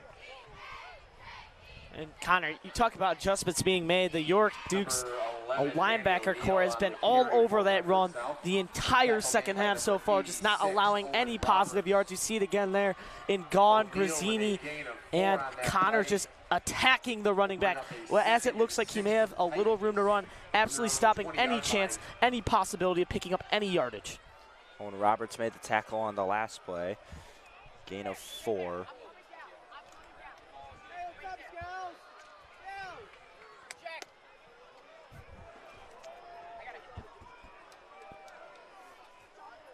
Under center is Bonvicchio. He will give it, and there's a lane, but met by Evan Gaughan and Jimmy Connors once again. 36, Josh Bernardi on the carry. Josh Bernardi on the carry, the junior running back. So they're mixing in some more backs here, Christian, so we'll see what they do. Look for the trickery coming here, Connor. It's been a little bit, it's been a lot of plays without anything going on, just a simple run up the middle, which the Dukes have done a great job of stopping. But don't be surprised if you see either a pass here. They're probably going to go with shotgun formation, and it looks like they will. Yeah, you said it yourself, Christian. Shotgun formation. Malik on the sideline, only one back. Going to the right, and it's complete, and that will be a first down. Bonvicchio's pass is complete to number 4. Great play call. Quarterback gets out of the pocket, finds a wide open man, and just going down right away. That's the right move, getting the first down, and the Titans may have something going here. That's one big play, and you know, Connor, that's the first pass I've seen from their offense in a little bit. So don't be surprised if they roll with it, if they see it's working. Yeah, a lot of just short, quick passes for the quarterback, Andrew Bonvicchio. Now he'll run to the left. Now he gives once again, and here's a big run. Jimmy Connors with the tackle. 36, Josh Bernardi on the Bernardi carry. once again. Tackle made by number 34, Jimmy Connors. Gain of 8 on the play for the Titans. Don't want to mention again, but Jimmy Connors, just another tackle. He's got a touchdown. I mean, man is just having to run for the bench and grabbing water constantly. He has just got his hands all over it, Connor, and he's just done a great job at leading this team. you know, a big part of that Final Four team last year, showing it again this year, why he's out there. Connor's out. Jack Ostendorf in for as a substitution. Fakes the pitch. Avicillo airs it out. He's got a man. It's Cotton, and Cotton gets tripped up. No flags. And Connor, I do believe that would have been a flag if the ball was catchable. However, in this situation, the ball was way too far out from the receiver, so that will not be a penalty. And we have another cramp situation here for the Glenbrook South Titans in another injury timeout. Tyrone Cotton the third, the one getting looked at. So we'll step away. 3:05, 3rd and 2 coming up. Crucial third down for the Titans. 21-10 lead for the Dukes. You are watching York Sports Network.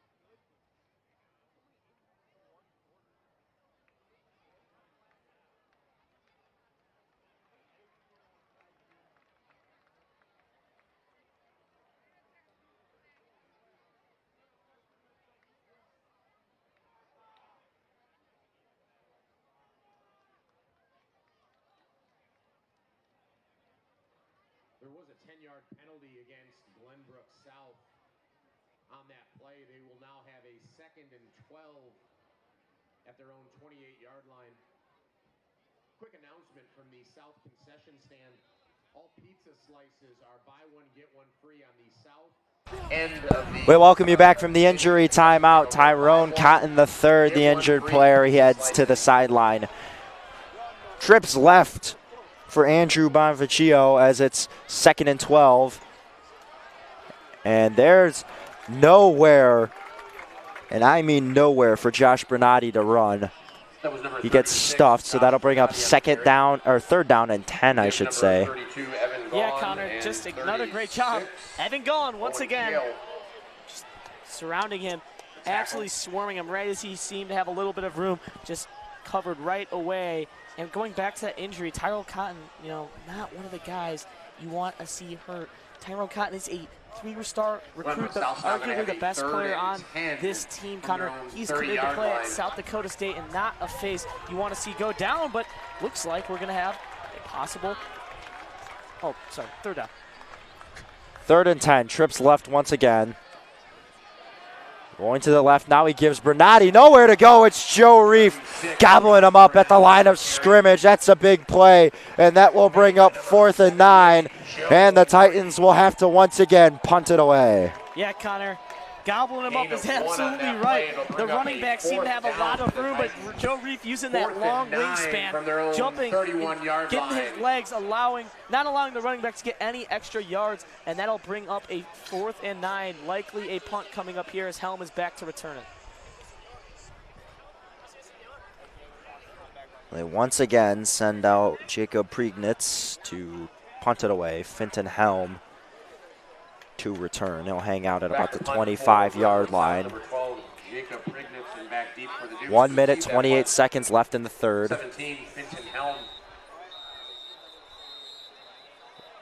Whistle's blowing. Looks like we got a timeout here. Timeout on the field. Timeout. Glenbrook South calling it, so now maybe they're switching it up. We'll see when we come back from the timeout. 4th and 9 coming up, minute 23 on the clock. Duke's up 11.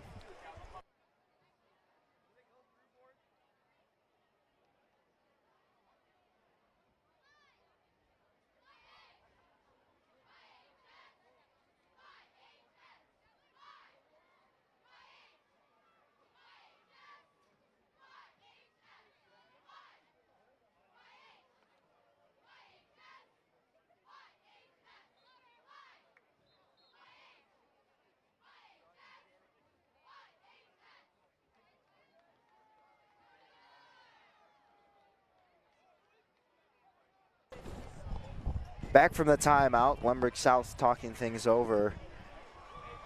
4th down and 9, so they're still going to punt it away. Priegnitz to punt it, Finton Helm the returner.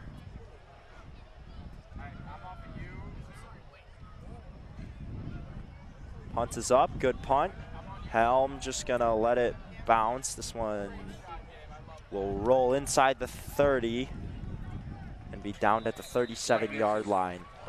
Priegnitz essentially flips the field. 28-yard line. So it'll be 21-20, 1st and 10 for the Dukes. Minute 10. Kind of let's see what Massel and company have here in store, up 21-10. And I think we're going to see them just try to slowly move the ball down the field, try to take a lot of time off the clock, and maybe get some insurance here when it comes to scoring. Still only up 2 possessions, so trying to extend that lead, Connor. Massel to Connors. Jimmy Connors to the left, and he'll pick up 4 yards on the carry. Tackle made by number 55, Henry Downing. Connors with a gain of 4 on that play. Brings up a 2nd down. 2nd and 6 for the Dukes. From their own 32-yard line. 45 seconds and counting left in the third.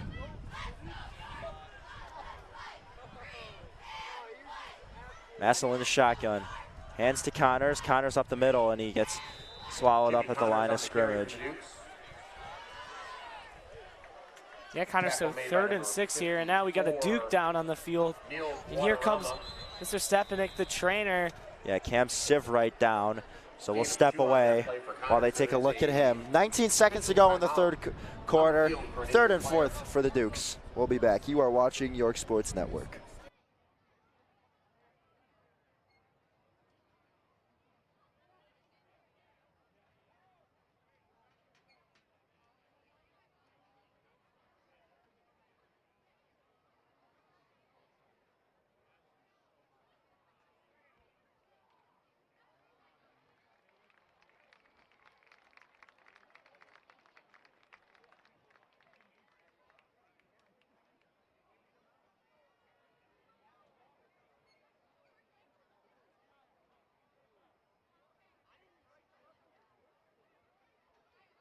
Once again, South Concession Stand has buy one, get one free pizza slices. Get them before they sell out.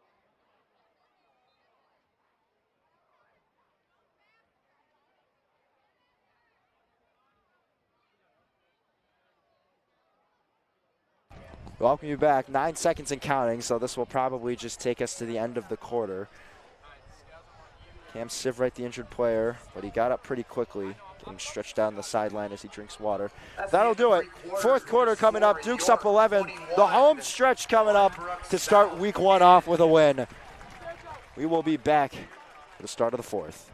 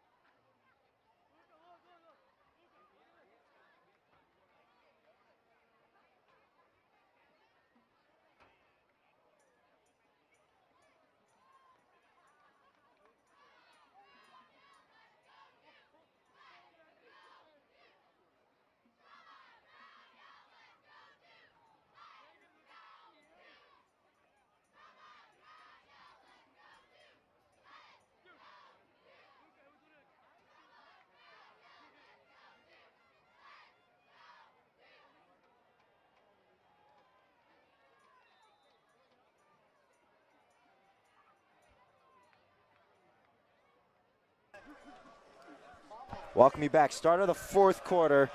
3rd down and 4, and they got him to jump. So that's a free first down for the Duke. So a great way to start off the fourth quarter if you're York. That will move the chain, so it's offsides on the Titans. Connor, that was textbook, just getting them to jump. And that is what a good offensive coordinator does before a big play. They try to get the team to jump, possibly move the chains for free, which they did right there. So now a big 1st and 10 at their own 40 and looking to capitalize and make this game more than 2 possessions. Massel fakes the handoff, now drops back to pass over the middle, has Fitz and Helm wide open. Helm to the 25-20, 15, 10, 5, touchdown Dukes. Fitz and Helm, absolutely electric. What a throw from Massel. Helm takes it to the house, and the Dukes extend their lead, making it 27-10. Connor, what a great job by Massel, escaping the pocket, finding a wide open Fitz and Helm for an absolute bomb. And the Dukes are now up 17, Connor, and what a tale of 2 different halves. The first half, a little shaky, a lot of hiccups. Now we're seeing the Dukes confidently moving the ball down the field. Not just running, but huge strikes on offense. That's the second humongous passing play we have seen tonight. Big touchdown. Dukes now up 17, 11 minutes and 49 seconds remain on the clock. Brennan Kennedy to attempt the extra point. 3 for 3 today, looking for number 4.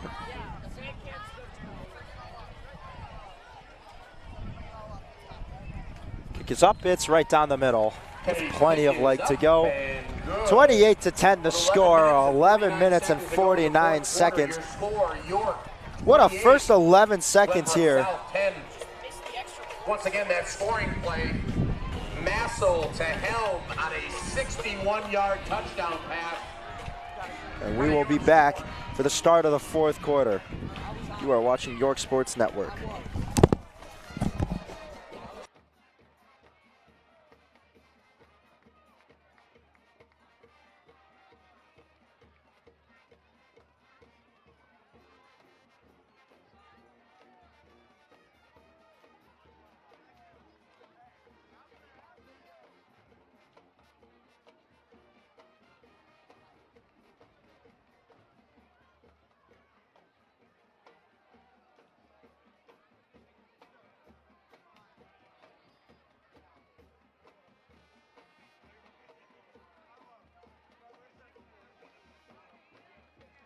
Kickoff for the Dukes.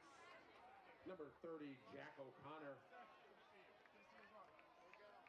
We welcome you back. Jack O'Connor set to kick it off. 28-10 your score here at Clarence D. East Field.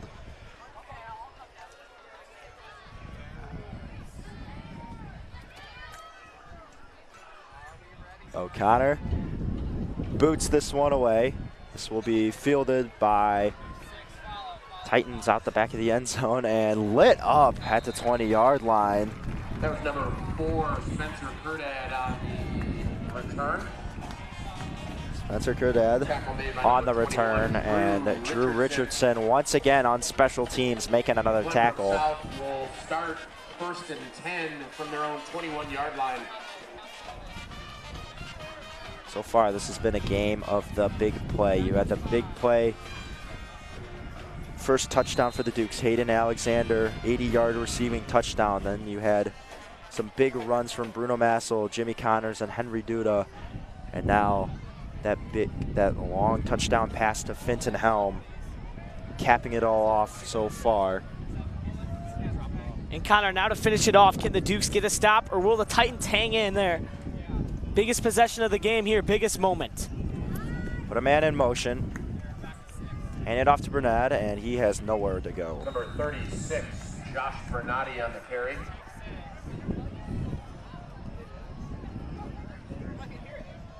Give that tackle to number 37, Michael Grazzini. And Grazzini, once again, one of the guys I did not think would make a big impact on this game, has certainly proved me wrong, doing a great job of making so many different tackles tonight. Every time that it collapses, it's either one of the 3 running or linebackers, and tonight we have heard Grazzini's name called constantly, Connor. Absolutely. Now that brings up 2nd and 10. And this Glenbrook South offense really having a hard time stringing together any positive plays. If so, they're not that many. There's a passing play, and he has an open man, but it's overthrown by Bonvicchio. Looking for Spencer Cortad. But I mean, that's kind of been his issue so far. I mean, he's making the reads, but the touch is the issue. Just not able to hit his men in stride or really hit them at all. Now that brings up a 3rd and long for the Titans, deep inside their own territory. Duke's looking for another quick 3 and out.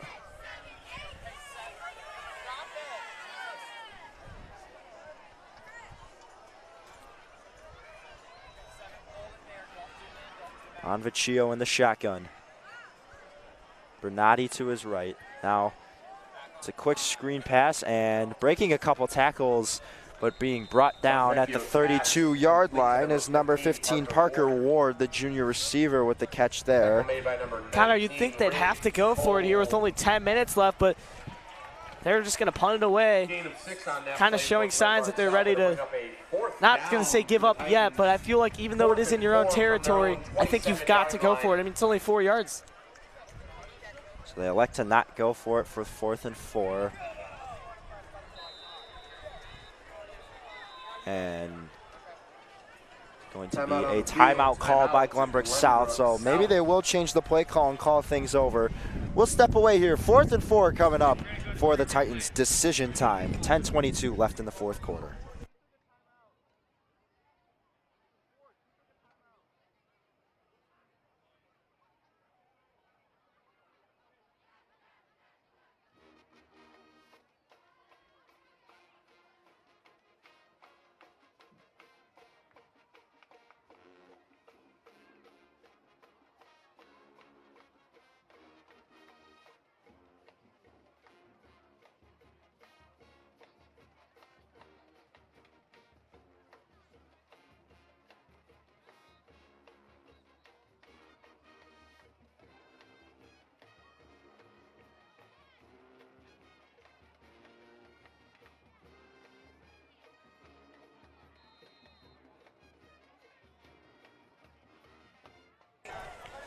The second time Glenbrook South has called a timeout on 4th down. Oh, there's a high snap. Will they get the punt off in time? They do. Finton Helm will just watch it bounce around and go all the way to the 29. Frickwitz's punt is down at the York. Just interesting to burn 2 of your timeouts here in the second half, just to when you're going to punt, just to call a timeout and punt again. Not really sure what the whole thing with that is. The New York quarterback will be number 10. So Adam Yu coming out. So get a look. And all the starters playing with him, so just giving him an opportunity to shine here, Connor. Yeah, and he didn't really get that opportunity in the green and white scrimmage. He was running with the second-team offense, so I think this is, you know, a good opportunity for Mike Murphy to see what second-string quarterback can do. They give to Duda. Duda going to the left, breaks a couple tackles, and he'll be tackled behind the line of scrimmage. Looks like a loss of about 1 or 2 yards, so that will bring up second and about 12. Number 55, Henry Downing. Henry Downing of the Titans on the tackle. Second down, second and 12. Put the ball at their own 26-yard line. 9 minutes, 48 seconds and counting left in the game. Connor, take a look down left at your screen. You got Hayden Alexander in a one-on-one ball. Yu fakes the handoff, keeps it himself, goes up the middle. Strong run at him. Yu still on his feet, and he will be brought down after a gain of 8 yards. Adam Yu showing he's not just a great thrower, but he can also run just like his fellow quarterback in Bruno Massel. He actually has put a Titan on the deck. So he may have to step aside once again for an injury timeout as Mr. Stepanek, the trainer, will come out once again. Injury timeout once again, 9:20, 3rd and 3 for the Dukes, 28-10 your score. We'll step away. You are watching York Sports Network.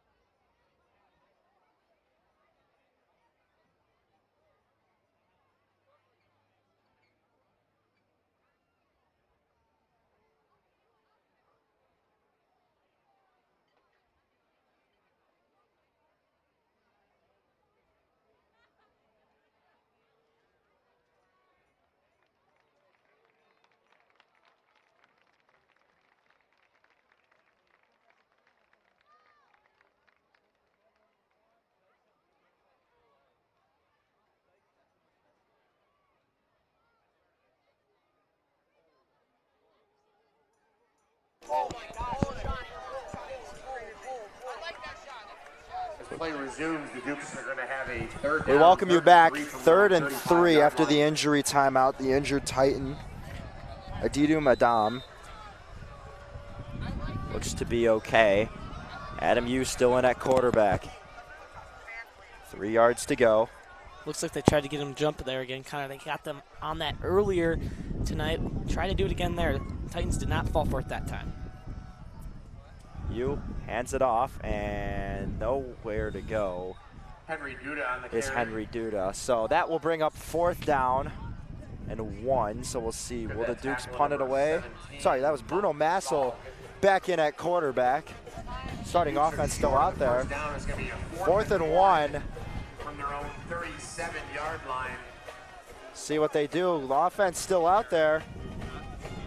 All right, Connor. Now this is the play of the game because this is a big turning point if they can't get it. I have a feeling, Connor, that they may just try to draw them off sides here and end up going with a punt. However, they have been very aggressive with their play calling, so I would not be surprised if they did end up actually going for this play. We've seen them go for it from longer. Here's 4th and 1. This will greatly increase their chances to put the game away. Birnbaum in motion. And they get the flag. Penalty flag on the play. It's going to be a delay of game against the Dukes. So it's delay of game against York. They couldn't get him to jump. Now Brennan Kennedy comes off the sidelines and they'll punt it away. It'll be a 4th and 6 for the Dukes. Correction, that is a timeout. Timeout on the field. Timeout York. That is their first charge timeout. Okay, so no false start here. No flag. Here. It's a timeout. 4th and 1. Or no delay of game. So Brennan Kennedy's still over there, but also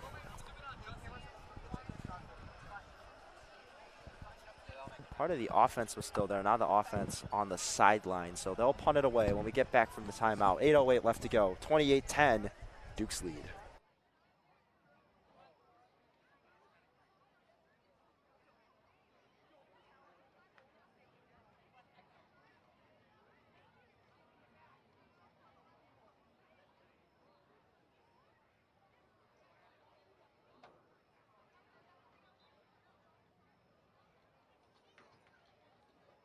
Out of that timeout, back deep to punt for the Dukes will be number 8, Brennan Kennedy.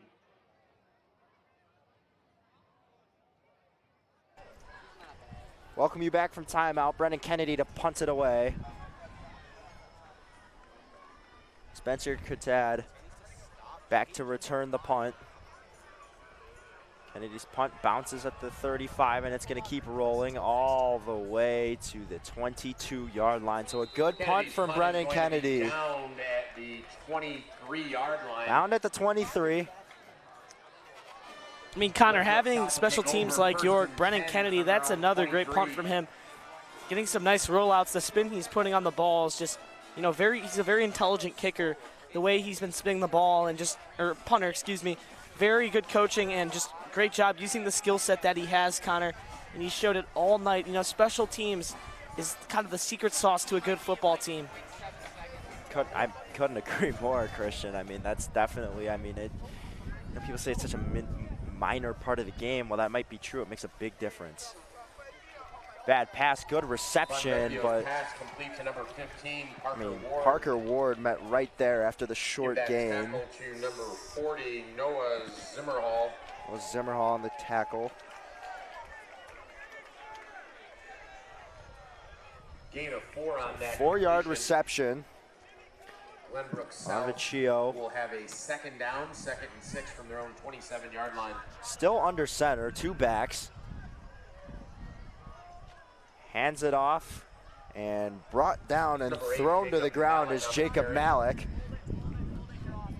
I just do not think that the Glenbrook South Titans have had a run over 5 yards over the past, how long, Connor? I mean, the Dukes defense has just been so consistent at stopping that short run all night. They know what's coming up the middle. They have literally just seen the play develop right in front of them, and I just have not seen one time over the past few drives that they have had a big play. Like, holding them to not making big plays has given them a very good chance at coming away with the win here, Connor. Certainly have not this quarter seen that big run, you know, the big plays that we saw in the beginning. Back to pass, Bonvicchio, he throws it, airs it out, and he's got a man, and it's right in the breadbasket, and that's a reception. That will be Spencer Cortad. And there's the big play, Connor, we were just talking about that we hadn't seen. Nice throw there, staying in the pocket as his receiver had his secondary burnt badly, and just great read by the quarterback and a big play, and still some life left in these Titans possibly. Flipping the field, that was a big reception. 1st and 10 at the Dukes 31.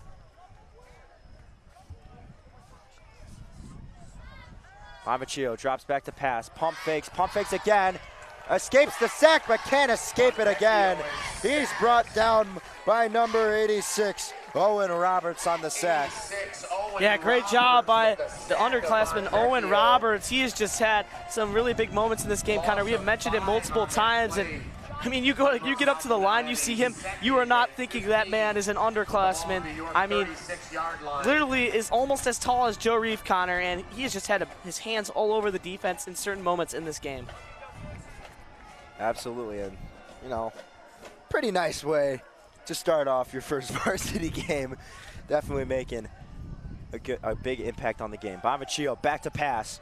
Jump throw, just dumps it off, and right there to make the tackle, Evan Gaughan once again.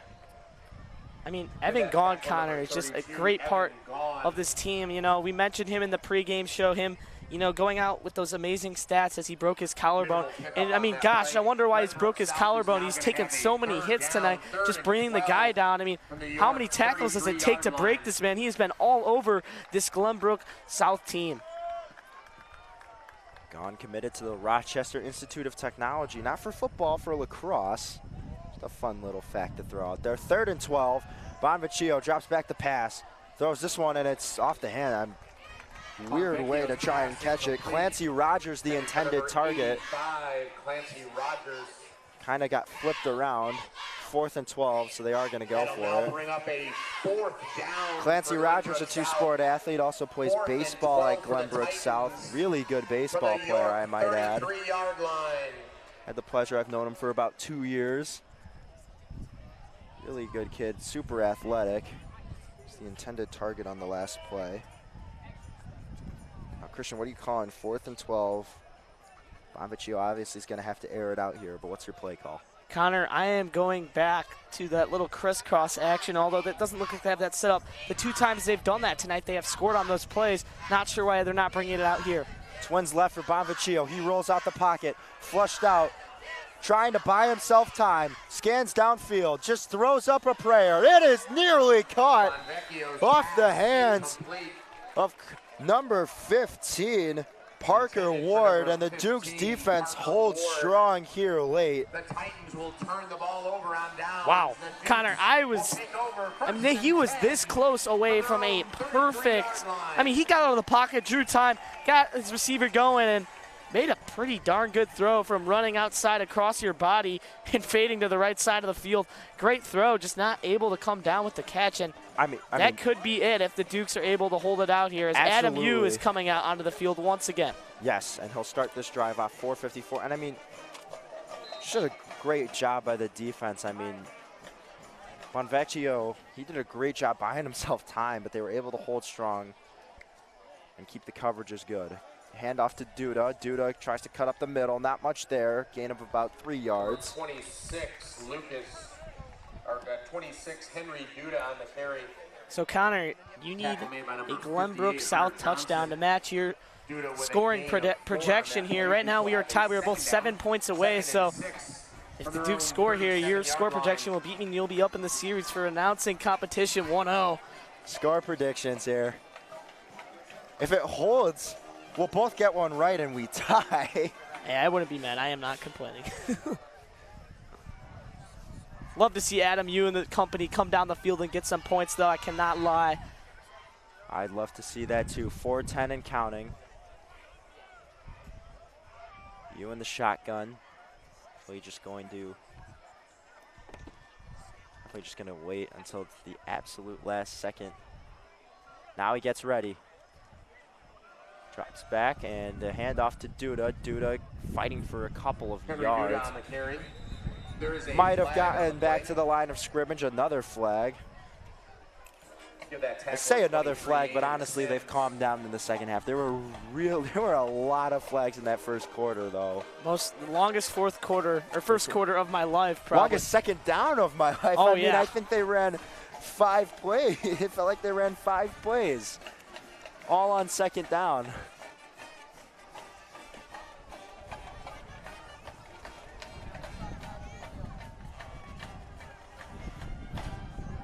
Holding against the Dukes. So holding on York. Penalty. Glenbrook South is going Glenbrook South will decline it. That'll bring up a third. So that'll bring down up for the Dukes, third and 36 medium from for 37-yard York. line. So now they'll have to convert if they want to put this game away. I think if they get a big third down here for York, they pick up the first down, it's definitely over. they'll be able to just run it out and then take a knee. Absolutely, Connor, but boy, would it be cool to see Adam Yu make a conversion to end this ball game. We'll see what happens here.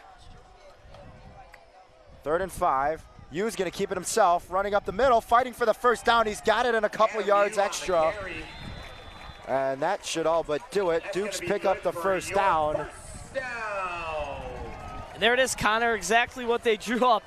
The nice option from Yu, just surveys the defense, RPO, so he could have handed it off, it looks like, but just read the defense perfectly, takes it right up the gut. Exactly what you want here, and I believe that should do it, as Connor said. And what a ball game we had tonight, Connor. Kind of looked like Glenbrook South was running the show early. 28 unanswered points. That has been the main story for York, as it was 10-0 in around the first 5 to 7-ish minutes, and they have not scored since. Absolutely shutting them down at then the York Dukes. 2:42 and counting. Yu in the shotgun, Duda to his left.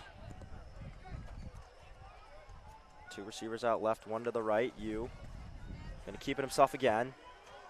And he's fighting for about 4 yards. Nice little pickup on first down. Tackle made by number 22, Vince Fricos.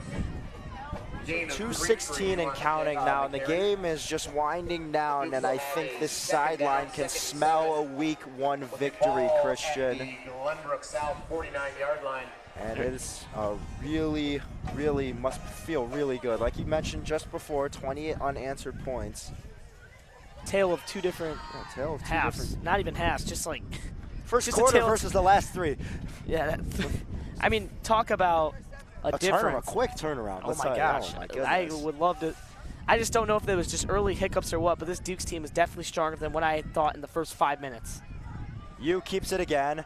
He's going to run. He'll have another first down. Adam Yu stays on his feet. Adam Yu will keep it again himself. And he's a sneaky good runner, Christian. You know, when I'm like thinking about each player, he's just strong runner is not what comes to mind for Adam Yu. Yeah, Connor.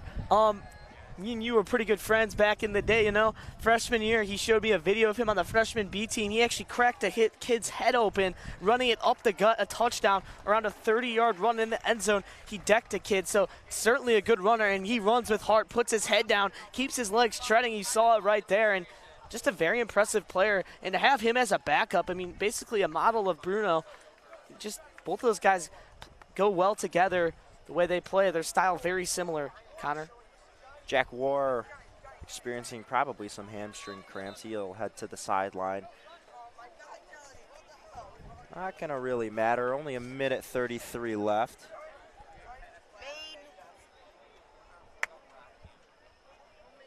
Earth to Griffin, Hanna. Get on Main.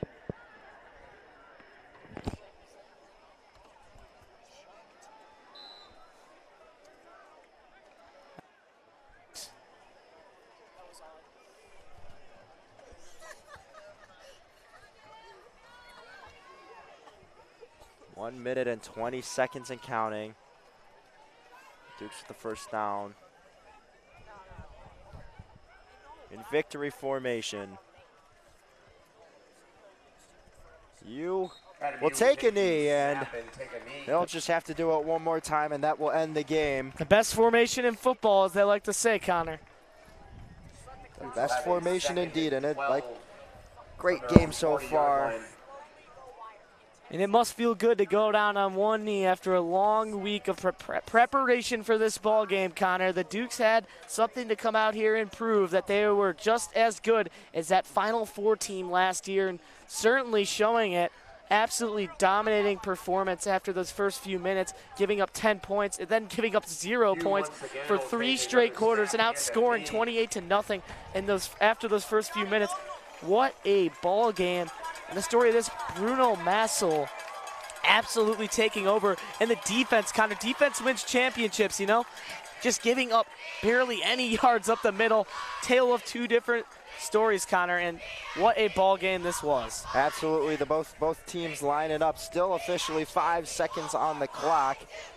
But they'll come away with a week 1 victory Final score of tonight's game. And Coach the home opener for Gelsomino the Dukes. wins in his debut as a York 28. football head coach. Glenbrook Dukes South escape with a victory 10. against Glenbrook South. They travel next week to Plainfield North for the Week 2 matchup. For our entire crew, I've been Connor Choi. Alongside me was Christian McQuade. I'd like to thank everyone that came out and watched, and everyone at home. Dukes win for the first time this season. Go to Blackwood Barbecue tomorrow. Thank you. Saturday, You have been watching York Sports Network. That'll do it for us here from Clarence D. Eastfield. Dukes victorious in Week 1. Next week, the Dukes will travel.